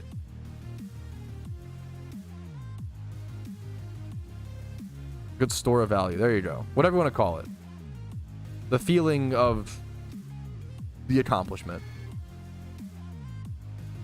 The mons getting cheaper and cheaper is just terrible. We've obliterated 100 money making methods from the game. We're obliterating new players. There are literally no new player money making methods right now. There's literally none, or very, very few. I shouldn't say none. Very, very, very few. Nowadays, instead of recommending new players to like money making methods, you just say, oh yeah, just get to mid game. Like there's just so few early game moneymakers now, you just skip that part of the game and get to mid game. That's not healthy for progression. There should be an early game, right? Conversation? I don't know. More Pokemon. It feels, it's okay. Imagine you build, like, I play Magic the Gathering. Imagine you build a Magic the Gathering deck, right? And it just gets cheaper and cheaper over time. Imagine you can build a deck and it's super cheap. Imagine every single Magic the Gathering deck only costs like $10 to build, right? That sounds amazing in theory, and then everybody quickly realizes, oh shit, this is really boring. It becomes really unfun. It becomes really monotonous. Nothing is special. All cards cost the same. There's a million problems with that, right? The other thing is, what's it called? And then your deck just declines in value over time. That feels like dog shit. You want to be... It's okay for something to be difficult to get into, and then it be like an investment, and it like progress in value over time. Yeah, payday pick upping. There's like a few mons you can still catch for profit early on, like Nintendo's, but it's really, really, really niche. Do you have a Gengar? Gengar with these nuts in your mouth? Is that what you're gonna say? If this is the Gengar these nuts joke, I swear, you're cooked. If you're genuinely asking if I have a Gengar, no, I do not. I don't think on the account. I have one in the Pokedex, but not. I don't have a PVM Gengar, no. Yeah. I mean, hopefully we can understand literally any economy that is progressively going down in value is not good, right? Like, just to disregard everything else, like, that it should literally be like, if something is constantly being devalued, it probably should be our #1 matter of importance to stop that. It's why the economy in Pokemon almost died in 2015. Back in 2015, So prior to the current breeding system, right, you used to just breed infinite Pokemon used to not be consumed, right? The hardest part about balancing a Pokemon economy is how do you let people breed but not let infinitely good, more and more good Pokemon come into the game, right? With the traditional Pokemon breeding system, when your Pokemon weren't consumed, you just keep breeding more and more good IV Mons into the game, and the demand of new players is never going to catch up to that. So they made this genius breeding system to where breeding consumed Pokemon, right? But now alphas are kind of counteracting that genius system they once made. We're kind of having the same problem that we had in 2015 due to a totally different source, which is really unfortunate. Kangaskhan's are super cheap because it's a female-only species, which is a different... That's fine if they're... It's still pretty crazy how cheap they are, but that's fine because you can't use them as breeders. It's pretty crazy how cheap some 2x31s have gotten. Like, it's pretty wild. A 31 speed Ditto used to be... The other thing is, like, Dittos... The Ditto market is now fucked because of alphas, because good IV Mons... Dittos should be the most expensive 1x31 Pokemon, right? Because a Ditto can breed with everything, right? So Ditto should be the most expensive option for breeding because it has the flexibility. So if a Ditto with 31 speed is 8k, that means that every single Pokemon that's in an egg group has to be cheaper, right? Because why would you ever buy like a male bug 31 speed for like 8,200 when you could buy one for 8k as it's just better to buy a Ditto, right? So Dittos set the price line, the high price line for every other breeding egg group. Let's look at like a good species, like a Garchomp with 31 speed, obviously going to be more valuable than like a, because you want that, you actually care about that species. But breeders used to be a lot more valuable is kind of the takeaway. Like a double 31 breeders used to be really valuable, and now they're not, and that's what's really sad to me, in my opinion. And I think it's due to, like, this is crazy that 2x31 attack bug egg group Pokemon are 28k male. That's wild. It's hard to explain unless you've like, it's tough to present the point, and I feel like I'm not presenting it that well, so apologies. It's tough to present it without having played the game for a long time, without seeing the history, which is not a great, I don't like that argument, but I'm having a hard time presenting it the best, so apologies. Put this over Crunch. We're done. Okay, also we're done. Okay, huge. Whew. Yes, thank you so much, Oso. Okay. All right, there is 2v2 attack, 2v2 speed. All these Pokemon are officially EV trained. I can just now go back to XP training, head over to Johto, and continue to also get that passive XP into the new daycare mons that I just put in there as well. Whew. A lot of yapping today. Alrighty, fellas, but a shit ton of yapping today. Oh my goodness. A bit of a shorter stream, but that was intended. I have a lot of exporting and editing to do, so I'm going to go ahead and call it here. Thank you guys so much for watching. I hope you enjoyed. I hope you learned something. I hope it was a fun little asset to your PokeMMO day. Hopefully you're grinding the game. What are you doing in the game? Let me know in the comments. Like the video if you enjoyed it. Dislike if not. Subscribe to the channel for daily PokeMMO videos. I do upload every single day. I probably won't be live tomorrow, but it's kind of up in the air. I will be live Thursday. I might take some time tomorrow to do some exporting and editing and videos and guides. So won't be live, I believe, Wednesday's first stream, but we'll be live Thursday. Discord down below if you want to see updates whenever I'm live. I always post on the Is Patrouski Live Discord, as well as all the different alpha calls and powerful things in my Discord. Thank you guys for watching. Have a great day. If you want to go above and beyond and support the content, YouTube memberships, Twitch Primes, Twitch subs, PayPal, Venmo, and Factor. First, link in the description. Factor is the best way to support if you've ever wanted to support my content. If I've earned it from you, getting some food from them and getting it 50% off is the best way to support. Thank you for watching. I'll see you guys later. Have a great day. See you Thursday, and hopefully your Wednesday PokeMMO gains are good. Peace, Reno, fellas. Woo! Tomorrow's not our kitchen event? I don't think so. I think it's the 12th. I don't think it's tomorrow. It's Friday the... Yeah, it's Friday. Yeah. Like, wait a minute. Am I, All right. Game's 1 hour? Oh, fuck. I don't think me and my wife... And we're probably busy, but that sounds fun. Fuck. I'm gonna raid someone on Twitch. If you want to stick around and spam some smiley faces, it would be appreciated. If not, I get it. We're gonna raid someone on Twitch. I will see you guys Thursday. I'm gonna go work on the Iron Man episode. Peace, Reno, fellas.